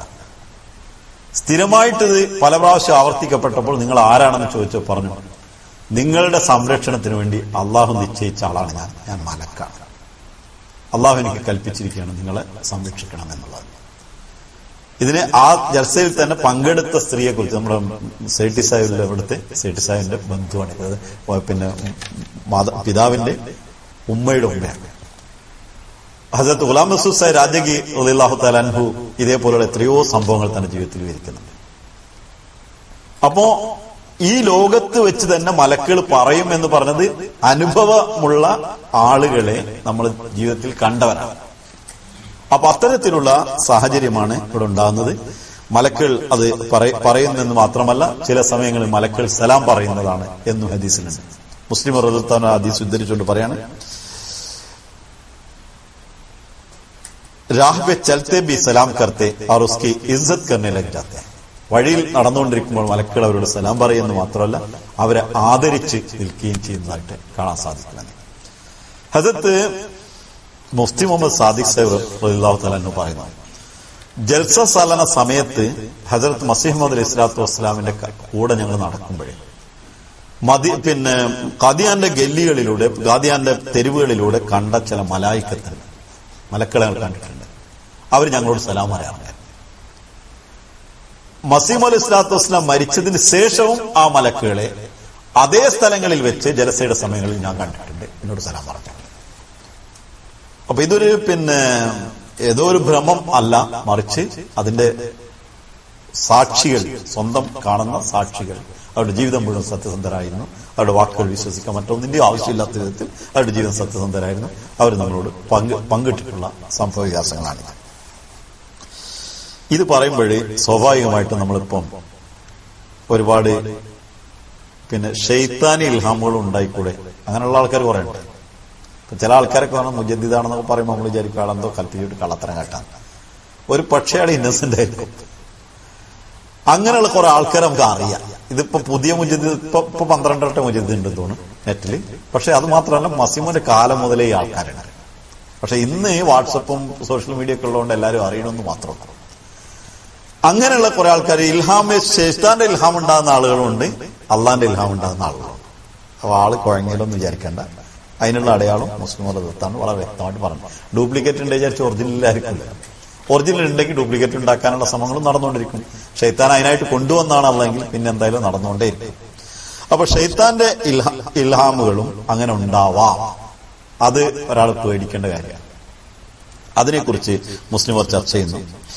ഷെയ്ത്താനി ഇൽഹാമും അള്ളാഹുവിൽ നിന്നുള്ള ഇൽഹാമും തിരിച്ചറിയാനുള്ള ഇഷ്ടപോലെ വ്യക്തമായിട്ട് അടയാളങ്ങളാണ്. പക്ഷെ അത് പെട്ടെന്ന് മനസ്സിലാകാവുന്ന 3-4 അടയാളങ്ങളാണ് മുസ്ലിം അത് പറയുന്നത്.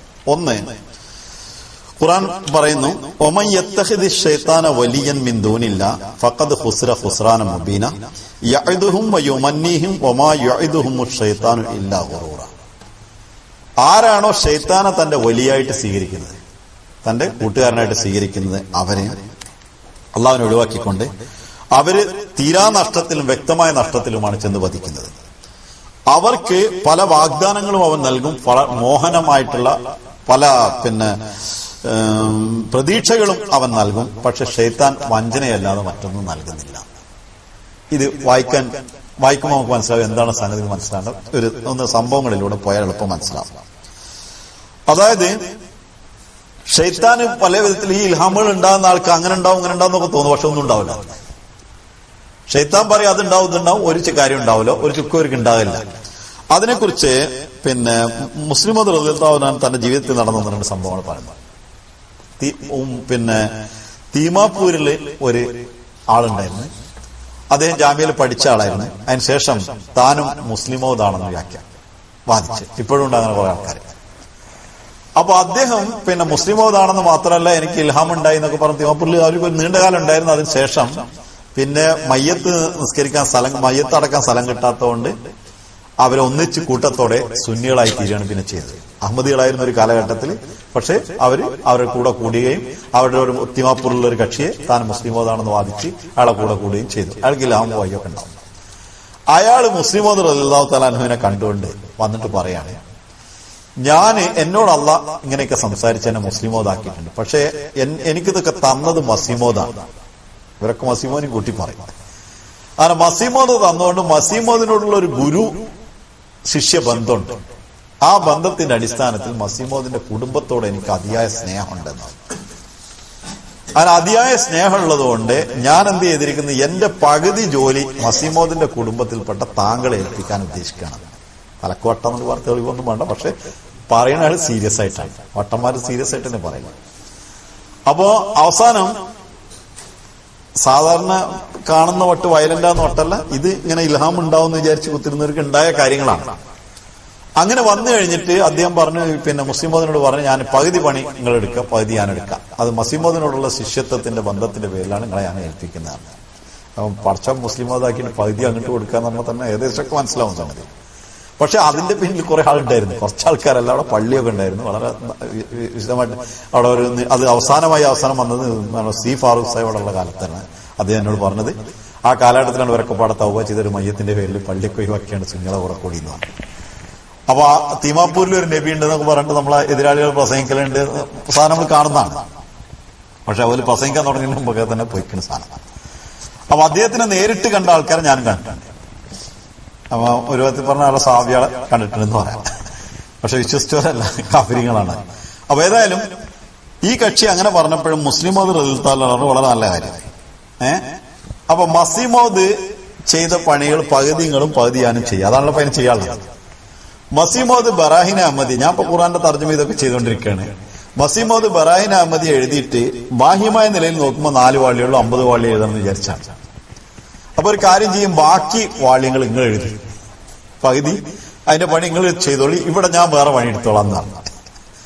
അപ്പൊ അതേതായാലും നടക്കൂല എന്ന് മുമ്പ് അറിയാം. കാരണം ഇപ്പൊ ഈ മുജദ്ദിദാകുന്ന ആൾക്കാരോട് ചോദിച്ചാൽ മതി, എന്തെങ്കിലും ചെയ്ത് ഒബ്ജക്ട് മാറ്റർ എന്താ ദുനിയാവിന് കൊടുത്തത്. ആകെ 14-ാം നൂറ്റാണ്ട് 13-ാം നൂറ്റാണ്ടിൽ കണക്ക് മാത്രമാണ് പഠിപ്പിച്ചു കൊടുത്തിരുന്നത്. വേറെ ഒബ്ജക്റ്റീവ് ആയിട്ട് ജീവിതത്തിൽ ചെയ്യേണ്ട ഒരു കാര്യമല്ല. അപ്പൊ മസീമോദ് മുജദ്ദിദായിട്ട് എന്തൊക്കെ നൽകി എന്നുള്ളതിനെ കുറിച്ചിട്ട് അവർക്ക് അറിയാം, അല്ലെങ്കിൽ അറിയില്ല. അറിയാത്തതുകൊണ്ടാണല്ലോ പ്രശ്നം ഉണ്ടാവുന്നത്. പക്ഷെ ഈ പുതിയ മുജദ്ദിദുകൾ കൊണ്ട് എന്ത് കൊടുത്തു വെച്ചാൽ അവർക്കൊന്നും അറിയില്ല. ജീവിത പദ്ധതികൾ എന്താണ് ആവിഷ്കരിച്ചത്, ഈ കാലഘട്ടത്തിൽ എന്തൊക്കെ ചെയ്ത്, അതിപ്പം ഇരിക്കണ മസീമോദിന്റെ അനുയായികൾ എന്ന് പറയുന്ന ആൾക്കാരെ ചീത്ത പറയണമെന്ന് മാത്രം പഠിപ്പിച്ചപ്പോഴല്ലോ, കാര്യങ്ങൾ പറഞ്ഞു കൊടുക്കണം. ഞാൻ എന്റെ ബാക്കിയുള്ള വശങ്ങളിൽ പറയുമ്പോൾ അത് സംഗതി മനസ്സിലാവും പെട്ടെന്ന്. അപ്പൊ അദ്ദേഹം പറഞ്ഞപ്പോ അത് നടക്കൂല. അപ്പൊ പിന്നെ അദ്ദേഹം പറഞ്ഞു, നിങ്ങൾക്ക് എന്താണ് അള്ളാഹിന്റെ ഇൽഹാമുണ്ട്. കാരണം മുഹമ്മദ് നബി സല്ലല്ലാഹു അലൈഹി വസല്ലം വരുമ്പോൾ, സാലി അലൈഹി സ്വലാം വരുമ്പോൾ, കുന്ത മർജുവൻ എന്താ, നീ ഞങ്ങൾക്ക് പ്രതീക്ഷയുള്ള ഒരാളാണ്. നേരത്തെ തന്നെ അവരെ കുറിച്ചൊരു അംഗീകാരം ഉണ്ടായിരുന്നു. മസീം അലൈഹി സ്വലാത്തു വസ്സലാം വാദിക്കുന്നതിന് മുമ്പ് ബറാഹിൻ അഹമ്മദി എഴുതിയിട്ട് മസീം അലൈഹി സ്വലാത്തു വസ്സലാമിന്റെ മുക്തകണ്ഠം പ്രശംസിക്കുകയും മസീം അലൈഹി സ്വലാത്തു വസ്സലാം ഇസ്ലാമിന്റെ പടനായകനാണെന്ന് ജനങ്ങൾ വിശ്വസിക്കുകയും ചെയ്യുന്ന ഒരു സാഹചര്യത്തിലാണ് മസീം അത് വാദിച്ചതെന്ന് എതിരാളികൾ വരെ എഴുതുന്നു. ഖാദിയാനിസത്തിൽ എഴുതിയതന്നെ അങ്ങനെയാണ്. അദ്ദേഹം ഒരു പ്രവാചകനാണ്, അദ്ദേഹം ഒരു പരിഷ്കർത്താവാണെന്ന് ജനങ്ങൾ ധരിച്ച സമയത്താണ് നുബുവത്ത് കൊണ്ടുവന്നതെന്ന് പറഞ്ഞു. അപ്പോ നേരത്തെ തന്നെ അള്ളാഹ് ശക്തിയൊക്കെ നൽകിയിട്ടുണ്ട്. പക്ഷെ ഈ പറയുന്ന കക്ഷികൾ ശൈത്താനി ഇൽഹാം കിട്ടുമ്പോൾ ശക്തിയൊന്നും ഉണ്ടാവില്ല, പറച്ചിൽ മാത്രമേ ഉണ്ടാവുള്ളൂ. ഒരാള് മസീമോദിന്റെ കാലത്ത് വന്ന് അയാൾ പറഞ്ഞു, എന്നെ അള്ളാഹ് ഈസ, മൂസ, ഇബ്രാഹിം, മുഹമ്മദ് എന്നൊക്കെ വിളിക്കേണ്ടതാണ്. അപ്പൊ ഇയാള് മസീമോനോട് പോയിട്ട് പറഞ്ഞു ഇങ്ങനെയൊക്കെ വിളിക്കണം. അപ്പൊ മൂപ്പരെ വിളിക്കുന്ന പോലെ തന്നെ എന്നെ വിളിക്കേണ്ടതെന്ന് മൂപ്പർക്ക് തോന്നിക്കാണ്. റസൂലുള്ളാഹിന്റെ കാലത്ത് ഇങ്ങനെ ഖുർആൻ ഇറങ്ങിയ ഒരാളുണ്ടായിരുന്നു, ഉബയ്യ് ഇബ്നു കഅബ്, ഉബയ്യ് ഇബ്നു സറഹ് എന്ന് പറയുന്നൊരു സഹാബിയായിട്ടിരുന്നാണ്. റസൂലുള്ളാഹിന്റെ ഖുർആൻ ആദ്യം ഇറങ്ങുമ്പോൾ എഴുതിയുന്ന ആളാണ്. അയാൾക്കും നേരത്തെ ഇറങ്ങലുണ്ടായിരുന്നു. ഏതായാലും ഇത് അതിനേക്കാൾ അപകടകരമാണ് ശൈത്താന്റെ ഇൽഹാം. മറ്റത് അള്ളാഹു തന്നെ കിട്ടിയതായിരുന്നു, പക്ഷെ ഒരു അരിവ് കൂടി കിട്ടിയാണ്. അതിനെക്കുറിച്ച് മസീഹ് അലൈഹി സ്വലാത്തു വസ്സലാമിന്റെ അന്ന് മസീഹ് ചോദിച്ചു, അപ്പൊ മുഹമ്മദ് എന്ന് പറയുമ്പോ മുഹമ്മദിന് കൊടുത്ത അറിവ് നിനക്ക് കിട്ടിയിട്ടുണ്ടോ എന്ന് വെച്ച്. മൂസ എന്ന് പറയുമ്പോൾ മൂസക്ക് കൊടുത്ത മുജിദാത്തിന്റെ ശക്തികൾ നിനക്കുണ്ടോ? ഈസ എന്ന് പറയുമ്പോൾ ഈസയുടെ സഹനശക്തിയും ഈസക്ക് ഉണ്ടായിരുന്ന ഗുണങ്ങളും നിനക്കുണ്ടോ വെച്ച്. അതില്ല എന്ന് പറഞ്ഞു. അപ്പൊ പിന്നെ പറഞ്ഞത് അല്ലയല്ല, വേറെ ആരോ പറ്റിച്ചതാണെന്ന് മനസ്സിലാക്കണം. കാരണം അദ്ദേഹത്തിന് മനസ്സിലാവുകയും തിരുത്തുകയും ചെയ്യുണ്ടായിരുന്നത്. ഇതേപോലെ ഒരാൾ ഒരിക്കലും മുസ്ലിമതിന്റെ കാലത്ത് ഒരാൾ വന്നിട്ട് ഇതേ തത്വം പറയാം, എന്നെ പടച്ചോന് ഈസ എന്ന് മൂസ എന്നൊക്കെ വിളിക്കേണ്ടത്. അപ്പൊ മസീഹ് അലൈഹി സ്വലാത്തു വസ്സലാമിന്റെ സഹാബത്തിന്റെ ഓർമ്മ ശരിയാണെങ്കിൽ മുഫ്തി മുഹമ്മദ് സാദിഖ് സാഹിബോ അതോ മീർ മുഹമ്മദ് ഇസ്മായിൽ സാഹിബോ ആണോ അദ്ദേഹത്തെ പോയി കണ്ടിട്ട് പറഞ്ഞു, എന്നെപ്പോ ഒരാൾ മാസ്റ്റർ എന്ന് വിളിക്കുകയാണെങ്കിൽ ഞാൻ മാസ്റ്ററാണ്, എനിക്ക് മാസ്റ്റർ കഴിവുണ്ട്, നിനക്ക് ഈസ എന്ന് വിളിക്കുമ്പോൾ ഈസിന്റെ കഴിവുണ്ട് വെച്ചു ഇല്ലാന്ന് പറഞ്ഞു. അപ്പൊ ഇവിടുന്ന് ആരെങ്കിലും ഒരാൾ എന്നെ മാസ്റ്റർ എന്ന് വിളിച്ചാല് നീ വിളിയൊക്കെ വെച്ചില്ല. അപ്പൊ പിന്നെ ഈസ വിളിക്കുമ്പോൾ നീ എന്തിനാ വിളിയേക്കണ വെച്ചു, എന്തെങ്കിലും ഒരു കഴിവില്ലാത്ത നീ എന്നെ ഈസ എന്ന് വിളിക്കുമ്പോൾ മൂസാടിക്ക് വിളിയാക്കാൻ നിൽക്കണം എന്ന് വെച്ചു. അപ്പൊ അതുപോലെ ചില ശൈത്താനികമായിട്ടുള്ള പ്രേരണകൾ കൊണ്ട് ശൈത്താനി ഇൽഹാം ഉണ്ടായാണെങ്കിൽ അത് വഞ്ചനാത്മകമായിരിക്കും, അതിന്റെ കഴിവുകൾ ഉണ്ടായിരിക്കില്ല എന്ന് മനസ്സിലാക്കേണ്ടതാണ്. മറ്റൊന്ന്,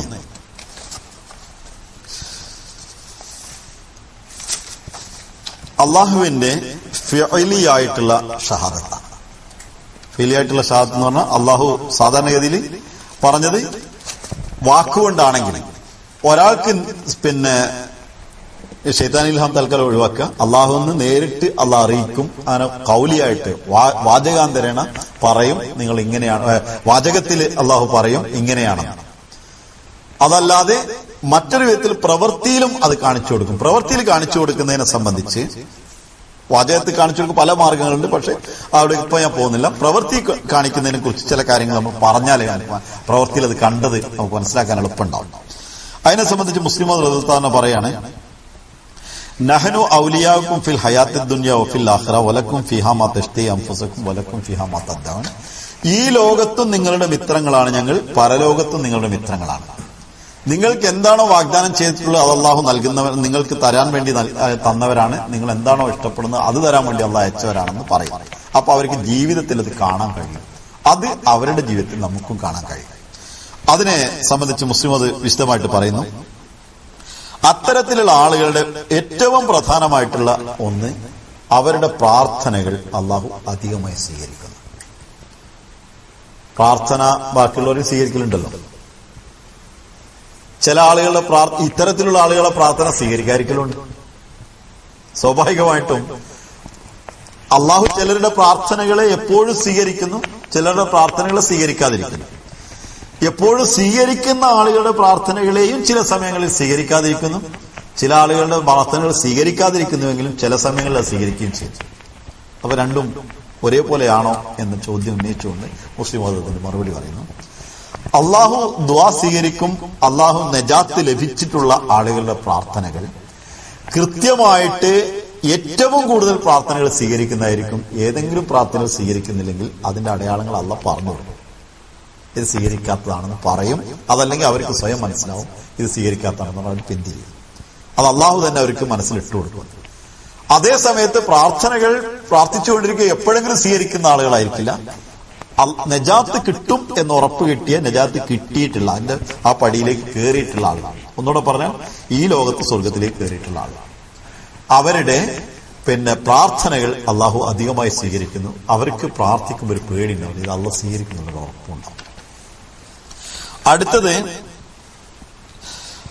ചില സമയങ്ങളിൽ അവരുടെ ഈ പ്രാർത്ഥന സ്വീകരിക്കുന്നതിന് വാക്കിൽ തന്നെ അള്ളാഹു പറയും, അത് സ്വീകരിച്ചിരിക്കുന്നു എന്ന് വാക്കിൽ പറയും.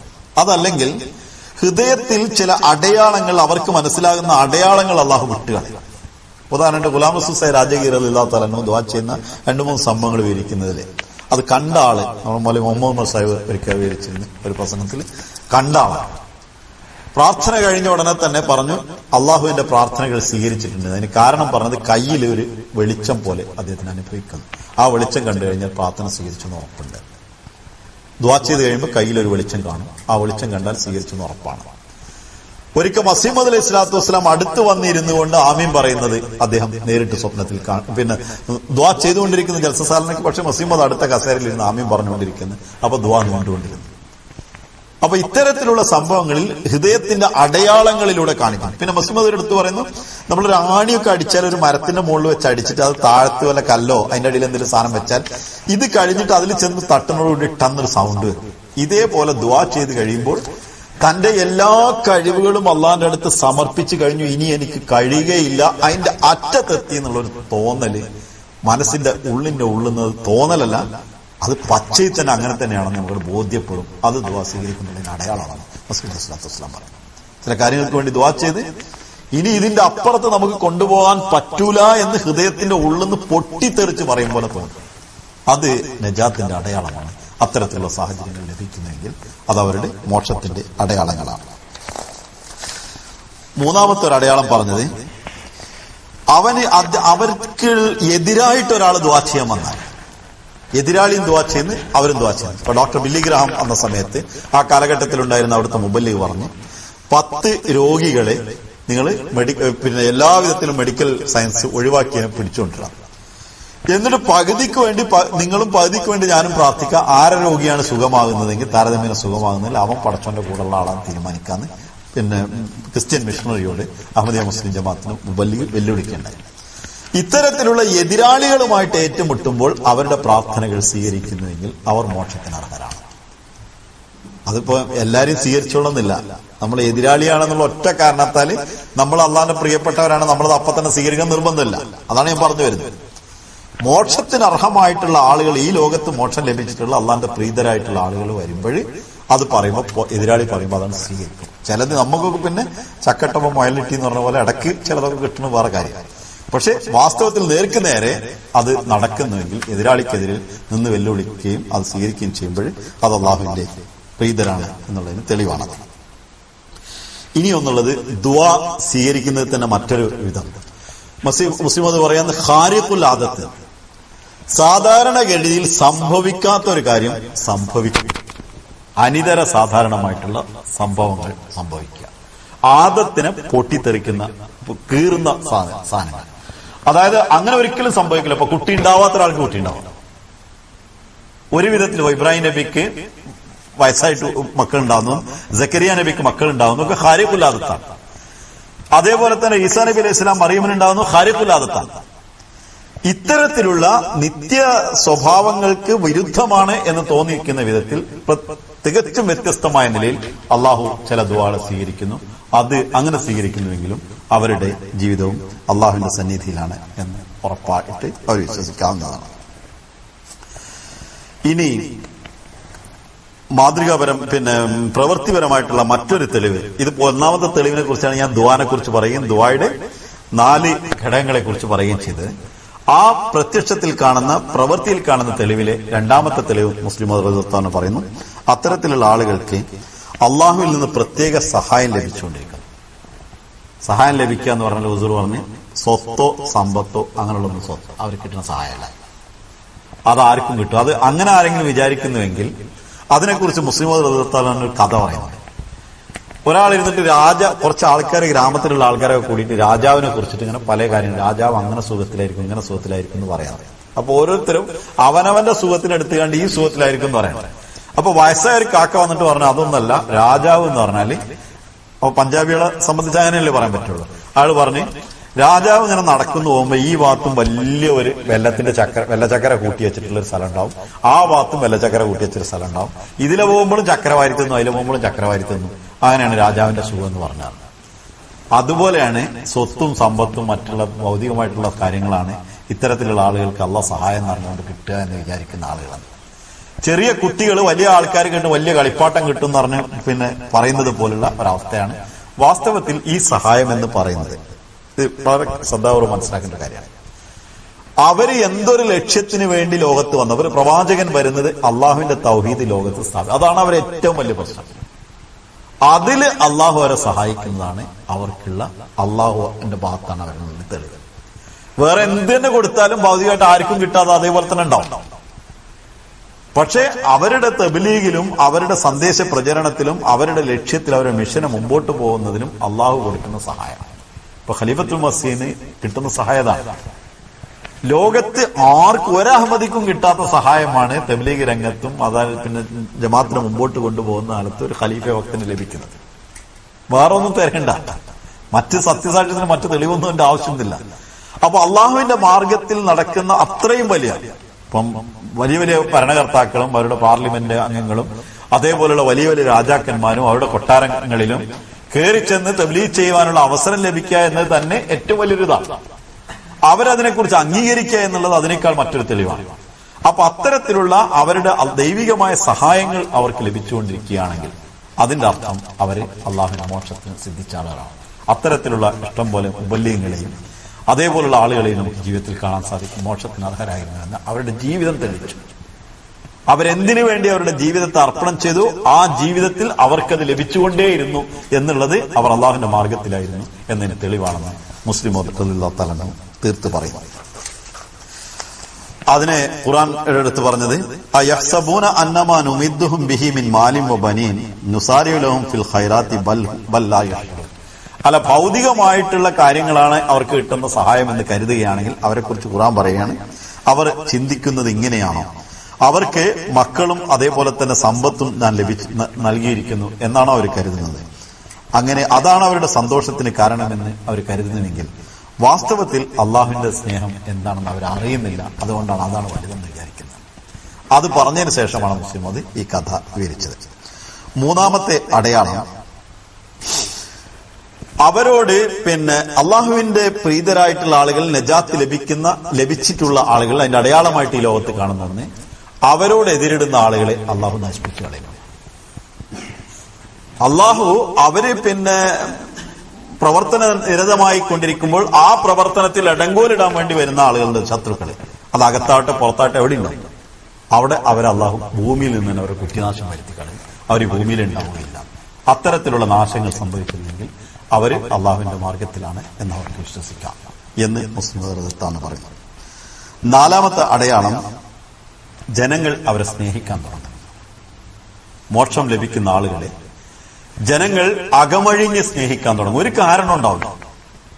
ലോകത്ത് ചില ആളുകളെ സ്നേഹിക്കുന്ന അവനെന്തെങ്കിലും ഉപകാരം ചെയ്തിട്ടോ അവനെന്തെങ്കിലും കൊടുത്തിട്ടൊക്കെയാണ്, അതല്ലെങ്കിൽ അവർക്ക് കഷ്ടപ്പെടുമ്പോൾ അവരെ സഹായിച്ചിട്ടൊക്കെയാണ്. ഇതൊന്നല്ല, വെറുതെ ഒരു സ്നേഹം മനസ്സിന്റെ ഉള്ളിൽ ഉണ്ടാവുക. ആ സ്നേഹം അള്ളാഹു ഇട്ടുകൊടുക്കുക. അതിനെക്കുറിച്ച് പിന്നെ ഹദീസിൽ വന്നത്, അള്ളാഹു ഒരാളെ ഇഷ്ടപ്പെടുമ്പോൾ അള്ളാഹുവിന്റെ മലക്കുകളോട് അള്ളാഹു പറയും ഞാൻ ഇവനെ ഇഷ്ടപ്പെടുന്നത്. അതിനുശേഷം അള്ളാഹു പറയും ഇയാളുടെ ഈ ഇഷ്ടത്തെ ലോകത്ത് നിങ്ങൾ പരത്തുക എന്ന് പറയും. അത് കഴിയുമ്പോൾ ലോകത്തുള്ള ആളുകൾ അവരെ സ്നേഹിക്കാൻ തുടങ്ങുന്നു. അള്ളാഹു ആ സ്നേഹത്തെ ലോകത്തിന്റെ ഹൃദയങ്ങളിൽ പരത്തി കൊടുക്കുന്നു.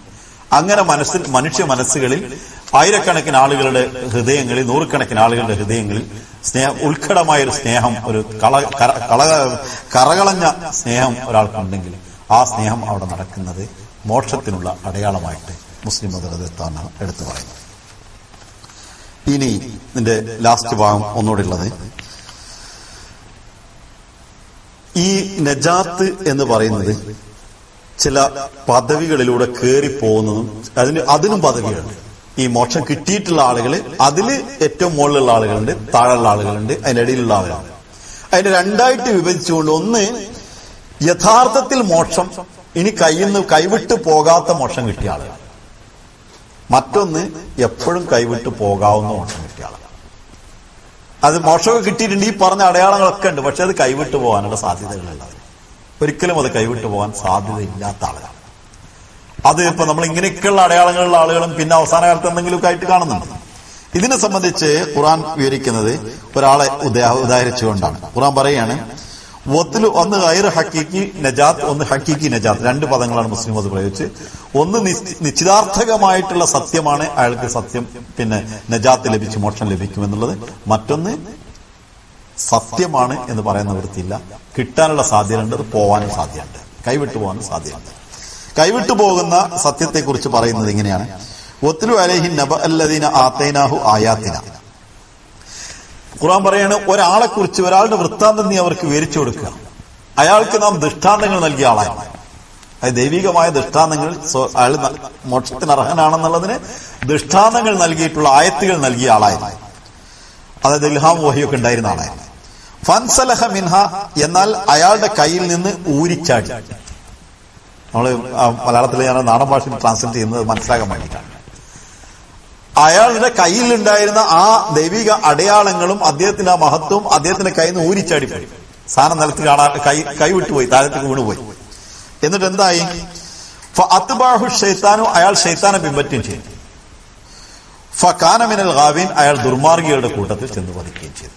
അപ്പം ഒരാളെ കുറിച്ചുള്ള വൃത്താന്തം ഖുർആൻ വിവരിക്കാൻ പറയുന്ന അയാളുടെ സ്വഭാവം എന്തായിരുന്നു? അള്ളാഹുവിന്റെ അടയാളങ്ങൾ കിട്ടിയ ആളാണ്. താൻ മോക്ഷത്തിന് അർഹനാണെന്നുള്ള അടയാളങ്ങൾ കിട്ടിയതാണ്, ഇൽഹാം വഴിയുണ്ടായ ആളാണ്. അത് കിട്ടിയതിന് ശേഷം അയാളുടെ കയ്യിലുള്ള അനുഗ്രഹം കയ്യിൽ നിന്ന് താഴേക്ക് ചാടിപ്പോയി. അതിനുശേഷം പിന്നെ അത് ഫൻസലഹ എന്നുള്ളതിന് വേറൊരു അർത്ഥമുള്ളത് പാമ്പ് വള ഊരുന്നത് പോലെയാണ്. ഇൻസലഹ എന്ന് അറബിയിൽ പറയുന്നത് പാമ്പ് അതിന് മുകളിൽ വെച്ച വള ഊരിക്കളഞ്ഞാൽ ആ പാമ്പിന് പിന്നെ യാതൊരു സുരക്ഷിതത്വം ഇല്ലാത്തൊരവസ്ഥ വരും.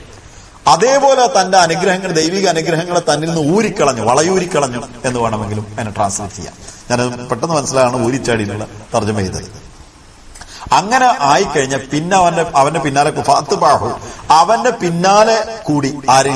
അവന്റെ പിന്നാലെ കൂടി ആര്? ശൈത്താൻ. വകാന മിനൽ ഗാവീൻ, അവൻ ദുർമാർഗികളിൽ ഉൾപ്പെട്ടു പോവുകയും ചെയ്തു. വലൗ ഷീന, ഇനി ഇവിടുന്ന് അങ്ങോട്ട് പറയുന്ന അടയാളങ്ങൾ കൃത്യമായിട്ട് ഇങ്ങനെയുള്ള ആൾക്കാരുണ്ട്. അതായത് ദൈവികമായിട്ട് ഉന്നതമായ സ്ഥലങ്ങളിൽ എത്തിയതിനു ശേഷം വഴിതെറ്റി പോവുകയും ചെയ്യുന്ന ആളുകൾ. അവരെ കുറിച്ച് പറയാണ്, വലൗ ഷീനാല റഫഅനാഹു, നാം ഉദ്ദേശിച്ചിരുന്നുവെങ്കിൽ അവനെ അള്ളാഹുവിന്റെ സാമീപ്യത്തിന്റെ അങ്ങേയറ്റത്തേക്ക് ഉയർത്തുമായിരുന്നു. വലാകിന്നഹു അഖ്ലദ ഇലൽ അർളി, എന്നാൽ അയാൾ ഭൗമികമായ കാര്യങ്ങളിലേക്ക് തനിക്ക് കിട്ടണമെന്ന ഭാവേന അതിലേക്ക് ചാഞ്ഞു പോയതുകൊണ്ട് ഭൂമിയിലേക്ക് തന്നെ അവനെ ഞാൻ അടിച്ചു താഴ്ത്തുകയാണ് ഉണ്ടായത്. അഖ്ലദ ഇലൽ അർളി, ഭൂമിയിലേക്ക് അവൻ ചാഞ്ഞുപോയി. വത്തബഅ ഹവാഹു, തന്നിഷ്ടങ്ങളെ അവൻ പിൻപറ്റുകയും ചെയ്തു. തന്റെ ശാരീരിക ഇച്ഛകളെ, തന്നിഷ്ടങ്ങളെ അവൻ പിൻപറ്റുകയും ചെയ്തു.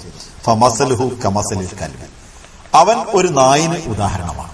അവനെ ഉദാഹരിക്കുകയാണെങ്കിൽ അവന്റെ ഉദാഹരണം ഒരു നായയാണ്, ഒരു ശ്വാവാണ്. ഇൻ തഹ്മിൽ അലൈഹി യൽഹസ്, അതിനെ ഓടിപ്പിക്കുകയാണെങ്കിലും അത് നാക്ക് തൂക്കിയിടും. വഇൻ ലം തഹ്മിൽ അലൈഹി വഇൻ തത്റുകുഹു യൽഹസ്, അതിനെ ഒഴിവാക്കി ഓടിപ്പിക്കുന്നില്ലെങ്കിലും അത് നാക്ക് തൂക്കിയിടും. തഹ്മിലിന് ഒരർത്ഥം ആക്രമിക്കുക എന്നൊരർത്ഥമുണ്ട്, മറ്റൊരർത്ഥം കല്ലുവാരി എറിയുക എന്നൊരർത്ഥമുണ്ട്. തഹ്മിലിന് മറ്റൊരർത്ഥം ഓടിപ്പിക്കുക എന്നൊരർത്ഥമുണ്ട്. അപ്പൊ നായ, സാധാരണ ചില നായ്ക്കൾ നാക്ക് തൂക്കിയിട്ട് ഇങ്ങനെ നടക്കും. ആരെങ്കിലും ഓടിപ്പിക്കുകയാണെങ്കിലും നാക്ക്, ഭയങ്കര ഒരു പ്രത്യേക പ്രയോഗമാണിത്. ഈ പ്രയോഗം ഇത് ഇത്രയും എടുത്തു പറയുന്നത് അതിനുകൊണ്ടാണ് മനസ്സിലാകാൻ എളുപ്പം. നാക്ക് തൂക്കിയിട്ട് തന്നെ കിടക്കും. കല്ലെടുത്ത് എറിഞ്ഞാലും തൂക്കും, കല്ലെടുത്ത് എറിഞ്ഞാലും തൂക്കും. ആക്രമിച്ചാലും തൂക്കിയിടും, അല്ലെങ്കിൽ തൂക്കിയിടും. വെറുതെ വിട്ടാലും തൂക്കിയിടും, എന്തെങ്കിലും പിന്നെ ഇടങ്ങറാക്കിയാലും തൂക്കിയിടും. അപ്പൊ അങ്ങനെ തൂക്കിയിടും എന്ന് പറഞ്ഞതിന്റെ അർത്ഥം എന്താണെന്ന് അറിയാം.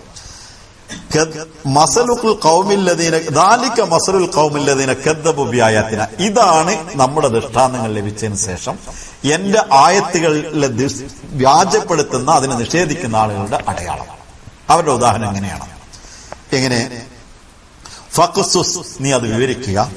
അൽ ഖസസ, ആ വൃത്താന്തങ്ങളെ. ലഅല്ലഹും യതഫക്കറൂൻ, അവർ ചിന്തിക്കുന്നതിന് വേണ്ടി. ഇനി അതിന്റെ മറ്റൊരു വശം പറയാം. ഈ നാക്ക് തൂക്കിയിട്ടതിന് മുസ്ലിമോ എന്ന് പറയാണ്, അവരോട് ആരെങ്കിലും എന്തെങ്കിലും പറഞ്ഞാലും പറഞ്ഞില്ലെങ്കിലും ചീത്ത പറയും. നോക്ക് എത്ര മുജദ്ദിദുണ്ടെങ്കിലും പറയാനുള്ളതൊക്കെ മുസ്ലിമോദിനെ തെറിയാനുള്ളതാണ്. നമ്മൾ ഖലീഫത്തുൽ മസീഹ് ഒരിക്കലും ഒരു മുജദ്ദിദിനെ കുറിച്ച് ഒരു ചുക്കും പറയാൻ പോകല്ല. അതിന്റെ സംഭവമുള്ള എന്നെ ഒന്നും അറിയാത്ത മാതിരിയാണ് ഇരിക്കുന്നത്. അതിന്റെ ആവശ്യമില്ല. പക്ഷെ എല്ലാ മുജദ്ദിദുകൾക്കും പറയാനുള്ളത് മുസ്ലിമോദ് മുതലേക്കുള്ള എല്ലാ ഖലീഫമാരെയും പറയാം.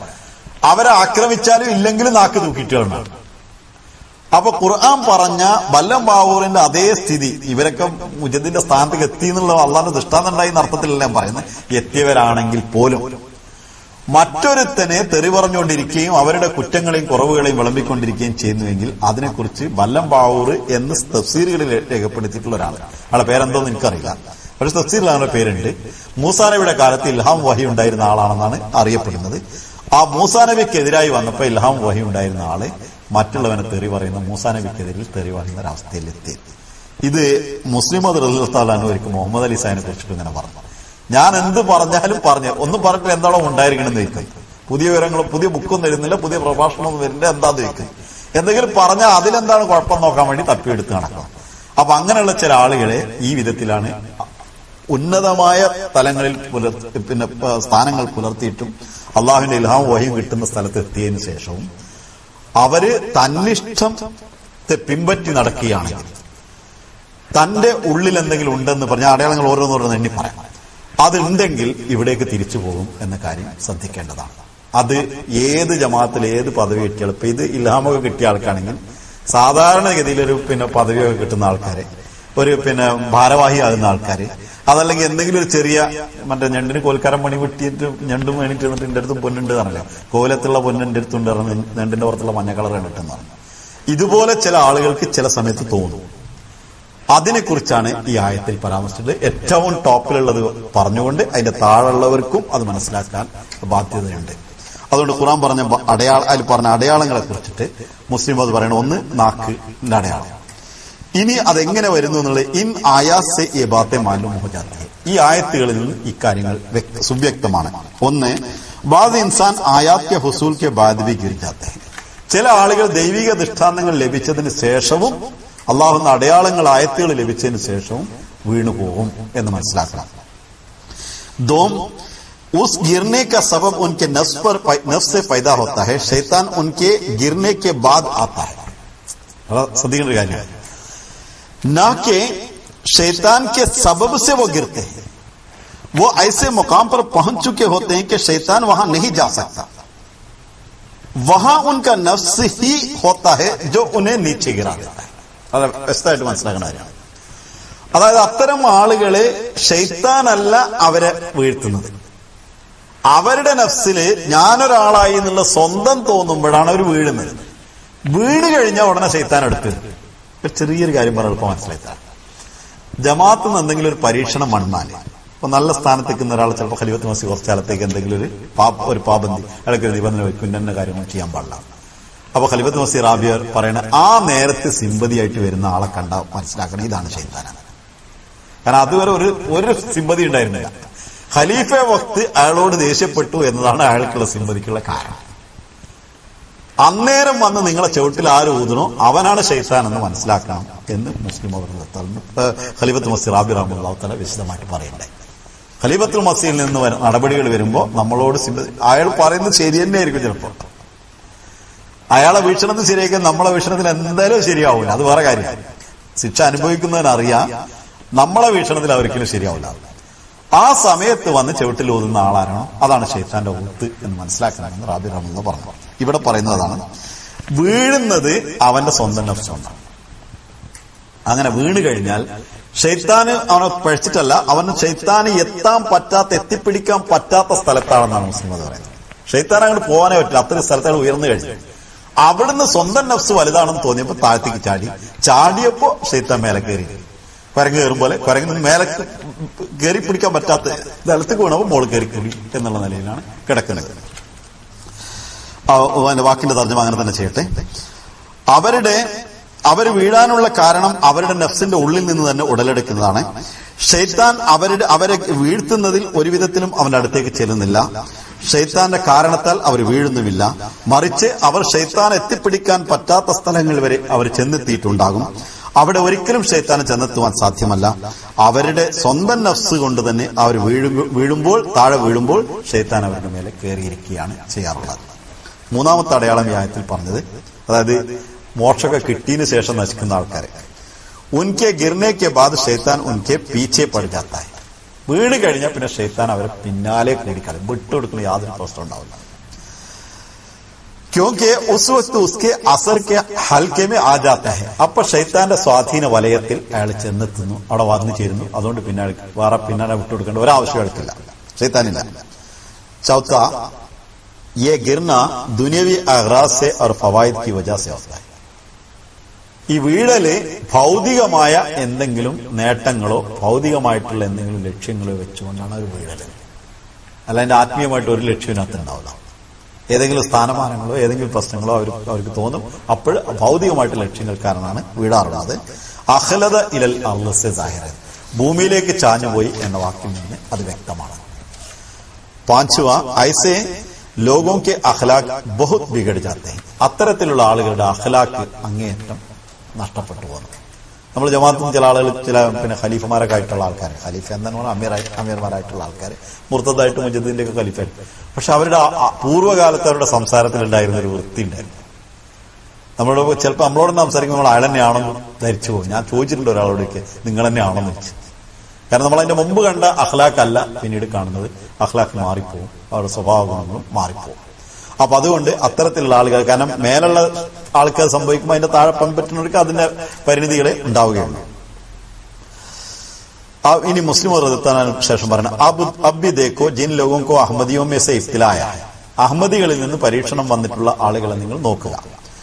ഉന്മേ ഈ സബ് ബാത്തേം പായി ജാത്തി ഹെ, അവരിൽ ഈ കാര്യങ്ങളൊക്കെ തന്നെ കാര്യങ്ങളൊക്കെ തന്നെ അവരിൽ കാണപ്പെടുന്നു. ഹം ഉനെ കുച്ച് കഹേ യാ ന കഹേ വോ ഹമേ ഗാലിയാൻ ദേത്തെ ജാത്തെ ഹെ, നാം അവരെന്ത് പറഞ്ഞാലും പറഞ്ഞില്ലെങ്കിലും അവർ നമ്മളെ ഭത്സിച്ചുകൊണ്ടേയിരിക്കും. മേ അഗർ കുച്ച് ലിഖൂ തോ മൗലവി മുഹമ്മദ് അലി സാഹിബ് ഗാലിയാൻ ദേനെ ലേക്ക് ജാത്തെ ഹെ, ഞാൻ എന്തെങ്കിലും ഒന്ന് എഴുതാൻ പുറപ്പെട്ട മുഹമ്മദ് അലി സാഹിബ് എന്നെ ശകാരിക്കാൻ തുടങ്ങുന്നു. और अगर ना लिखूं तो बार बार छेड़ते हैं कि बोलता क्यों नहीं, അഥവാ എഴുതിയിട്ടില്ലെങ്കിൽ അയാൾ പറയും എന്താണ് ഒന്ന് ഉണ്ടായിരിക്കണമെന്ന് ചോദിച്ചിട്ട് എന്നോട് പിന്നെ എന്നെ തോണ്ടിക്കൊണ്ടിരിക്കുന്നു. इस आयत से भी ये नतीजा निकलता है ऐसा भी मुकाम है कि जहां शैतान नहीं पहुंच सकता मगर नफ्स वहां भी साथ जाता है. ഈ ആയത്തിൽ നിന്ന് മനസ്സിലാകുന്ന ഒരു സത്യം എന്തെന്ന് വെച്ചാൽ യഥാർത്ഥത്തിലുള്ള ഒരു രഹസ്യം എന്തെന്ന് വെച്ചാൽ ഷെയ്ത്താന് എത്താൻ പറ്റാത്ത സ്ഥലത്ത് മനുഷ്യന് എത്താൻ കഴിയും, പക്ഷെ നഫ്സ് അവിടെ ഉണ്ടാവും. നഫ്സ് പറഞ്ഞാൽ ഉള്ളിന്റെ ഉള്ളിലുള്ള താൻ ഒരാള് എന്നുള്ള തോന്നല് അവിടെ ഉണ്ടാവും, അത് താഴത്തേക്ക് കൊണ്ടുവരുന്നതാണ്. ഇതാണ് വീഴാൻ പറ്റിയ നജാത്ത്. ഒരൊറ്റൊരു വാക്കോടുകൂടി നിർത്തുകയാണ്. വീഴാൻ പറ്റാത്ത ഒറിജിനൽ നജാത്ത് സത്യത്തിൽ രക്ഷപ്പെട്ടിട്ടുള്ള ആളുകളാണ്.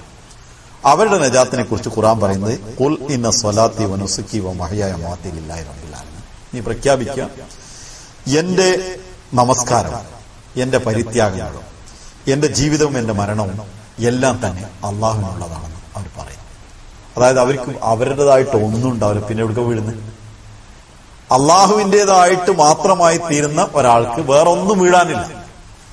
അത് പറഞ്ഞത് മസീഹ് അലൈഹി സ്വലാത്തു വസ്സലാം ഈ ആയത്തിനെ വിശദീകരിച്ചത് സൽക്കർമ്മങ്ങൾ മാത്രം ചെയ്തുകൊണ്ടിരിക്കുന്ന, സൽക്കർമ്മങ്ങളിൽ മാത്രം ജീവിക്കുന്ന ഒരാൾക്ക് അവരുടെ ഒരു നൂറാനി ശരീരം അവർക്ക് അള്ളാഹു ലഭിക്കും. അവർ ചെയ്യുന്നത് മുഴുവൻ ആ നൂറായി മാറുകയും ആ നൂറിന് യാതൊരു വിധത്തിലുള്ള അന്ധകാരവും ചെന്ന് പറ്റാത്ത വിധത്തിൽ അവർ രക്ഷപ്പെടുകയും ചെയ്യുന്ന ഒരവസ്ഥയിലെത്തും. ഇതാണ് യഥാർത്ഥത്തിലുള്ള നജാത്ത് എന്ന് മുസ്ലിം മതമെത്താമെന്ന് പറയുന്നത്. വാസ്തവത്തിൽ വളരെ വിശദമായിട്ട് ചർച്ച ചെയ്തൊരു വിഷയമാണ്. മുസ്ലിം മത നജാത്തിനെ കുറിച്ച് തന്നെ 4 പ്രഭാഷണങ്ങൾ നടത്തിയിട്ടുണ്ട്. അതിലെ മോക്ഷത്തെക്കുറിച്ച് ഇത്തരത്തിലുള്ള പരാമർശങ്ങൾ നടത്തിയ മറ്റു വ്യത്യസ്ത ആംഗിളിലാണ് ഇത്തരത്തിലുള്ള നടത്തിയത്. ഈ ഒരു കിതാബിനെ കുറിച്ച് മുസ്ലിം അലൈഹി സ്വലാത്തു വസ്സലാം മുസ്ലിം മതം പറഞ്ഞത് മിൻഹാജ് താലിബിന്റെ വിശദീകരണമാണ്, അതിന്റെ ഒരു ആമുഖമാണ് ഇതെന്നാണ്. അപ്പൊ ആ നിലയിലാണ് നമ്മളിത് ചർച്ച തുടങ്ങിയത്. ഇത് കുറെ ഭാഗങ്ങൾ ബാക്കിയുണ്ട്, പക്ഷെ ഒരുപക്ഷെ ഞാൻ ഇത് വെച്ചിട്ട് അവസാനിപ്പിക്കും. കാരണം ഇനി മറ്റു മതങ്ങളുമായിട്ടുള്ള താരതമ്യ പഠനങ്ങളും മറ്റു ചില കാര്യങ്ങളുമാണ്. അത് സമയോചിതമായിട്ട് എടുക്കും, അല്ലെങ്കിൽ മാറ്റിവെക്കും. പറഞ്ഞു വന്നത് അള്ളാഹുവിന്റെ മോക്ഷം കിട്ടണമെങ്കിൽ അതിന്റെ ഏറ്റവും പ്രധാനമായിട്ടുള്ള ആള് ആരാണെന്ന് ചോദിച്ചാൽ നാം, വേറെ ആരുമല്ല. മോക്ഷം നമുക്ക് നൽകുന്നത് ആരാണെങ്കിലും അത് കിട്ടാനുള്ള കാരണം വേറെ ഒരാളല്ല, ഞാൻ തന്നെയാണ് എനിക്ക് മോക്ഷം നൽകുന്ന ആൾ. ഏതുവരെ ഞാൻ എനിക്ക് മോക്ഷത്തിന് വേണ്ടി ഒരുങ്ങുന്നില്ലയോ ആരെക്കൊണ്ട് എന്നെ മോക്ഷത്തിലേക്ക് എത്തിക്കാൻ സാധ്യമല്ല. ലോകത്തെ എല്ലാ സംഗതിയും ആരും എന്തായിട്ടുണ്ടെങ്കിലും അവനാണത് ആദ്യമാവട്ടെ, വേറെ ആരായിട്ടും കാര്യമില്ല. മറ്റുള്ളത് അങ്ങനെ ആയതുകൊണ്ട്, ഇതിങ്ങനെ ആയതുകൊണ്ട്, ആ സാഹചര്യം ഇങ്ങനെ ആയതുകൊണ്ട്, ഇങ്ങനെ സാഹചര്യം ആയതുകൊണ്ട് സാഹചര്യത്തെ പഴി പറയുകയോ അല്ലെങ്കിൽ തന്റെ ഉത്തരവാദിത്തങ്ങളെ വേറൊരുത്തന്റെ തലയിൽ കെട്ടിവെക്കുകയോ ചെയ്യുന്നവർക്ക് ഒരിക്കലും ലോകത്തൊന്നും നേടാൻ കഴിഞ്ഞിട്ടില്ല. എന്നതുപോലെ തന്നെ മോക്ഷത്തിന് വേണ്ടി അള്ളാഹു സൃഷ്ടിച്ച ഓരോരുത്തരും അതിനുള്ള സാഹചര്യങ്ങൾ അവന്റെ ഉള്ളിൽ അള്ളാഹു കൊടുത്തിട്ടുണ്ട്. അതിനെ അവൻ ഉപയോഗപ്പെടുത്താൻ തയ്യാറായാൽ ഈ ലോകവും പരലോകവും അവന് മോക്ഷമുണ്ട്. അതല്ലെങ്കിൽ സാധാരണ മൃഗങ്ങൾ മരിക്കുന്നുണ്ട്, ചാവുന്നുണ്ട്, ആരെയും കുറിച്ച് ചോദിക്കില്ല. പിന്നെ പോത്ത് വഫാത്തായി എന്ന് ആരും പറയില്ല. പക്ഷെ ഇന്നാളെ വഫാത്തായി എന്ന് പറയും. വഫാത്ത് എന്നുള്ള പദത്തിന് തവഫന്റെ അർത്ഥം മസീഹ് അലൈഹി സ്വലാത്തു വസ്സലാം തന്റെ ഇസാലെ ഹാമിൽ വിവരിക്കുമ്പോൾ പറഞ്ഞത് പുനരുദ്ധാരണ നാളിൽ വിചാരണ നടക്കുന്ന ആളുകളാണ് വഫാത്ത് എന്ന് പറയുള്ളൂ. അപ്പോ നമ്മള് മൗത്തായിന്നോ അതോ വഫാത്തായിന്നോ പറയണോ എന്നുള്ള കാര്യമാണ് തീരുമാനിക്കാനുള്ളത്. മറ്റു ജീവികളെ കുറിച്ചിട്ട് തവഫ എന്ന പദം പ്രയോഗിച്ചിട്ടില്ല. അള്ളാഹ് മനുഷ്യനെ കുറിച്ചിട്ട് ഇത് പ്രയോഗിച്ചിട്ടുള്ളൂ, മരിക്കാൻ വേണ്ടിയിട്ട്. അതിന് കാരണം നമ്മളെ അള്ളാഹു ആദരിച്ചു എന്നുള്ളതാണ്. ആ ആദരവിനെ നിലനിർത്തുന്നത് നമ്മുടെ ഉള്ളിലുള്ള നമ്മൾ ആദരിച്ചാൽ, വേറെ അറിയാല്ല, നമ്മളെ ഉള്ളിലുള്ള നമ്മളെ അള്ളാഹ് ആദരിച്ചത് കൊണ്ട് ആ ആദരവിനെ നിലനിർത്താൻ നമ്മൾ തയ്യാറായാൽ നമ്മളുടെ ഉള്ളിൽ നിന്ന് തന്നെയാണ് മോക്ഷം വരേണ്ടത്. ബാക്കി പുറത്തുനിന്ന് കിട്ടുന്ന സാഹചര്യങ്ങളാണ്. അതുമാത്രമാണ് മസീഹ് അലൈഹി സ്വലാത്തു വസ്സലാമിന്റെ റസൂലുള്ളാഹിയും വിശുദ്ധ ഖുർആനൊക്കെ നമുക്ക് നൽകുന്നത്. പക്ഷെ ഉള്ളിന്റെ ഉള്ളിലുള്ള നഫ്സിനെ മോക്ഷത്തിന്റെ അറ്റത്ത് ശൈത്താൻ എത്താൻ പറ്റാത്ത സ്ഥലത്ത് ചെന്നാലും അവിടുന്ന് താഴത്തേക്ക് തള്ളിയിടും എന്നാണ് മുസ്ലിം മതം പഠിപ്പിച്ചത്. അള്ളാഹു നമ്മളെ കാത്തു രക്ഷിക്കുമാറാകട്ടെ. ആമീൻ.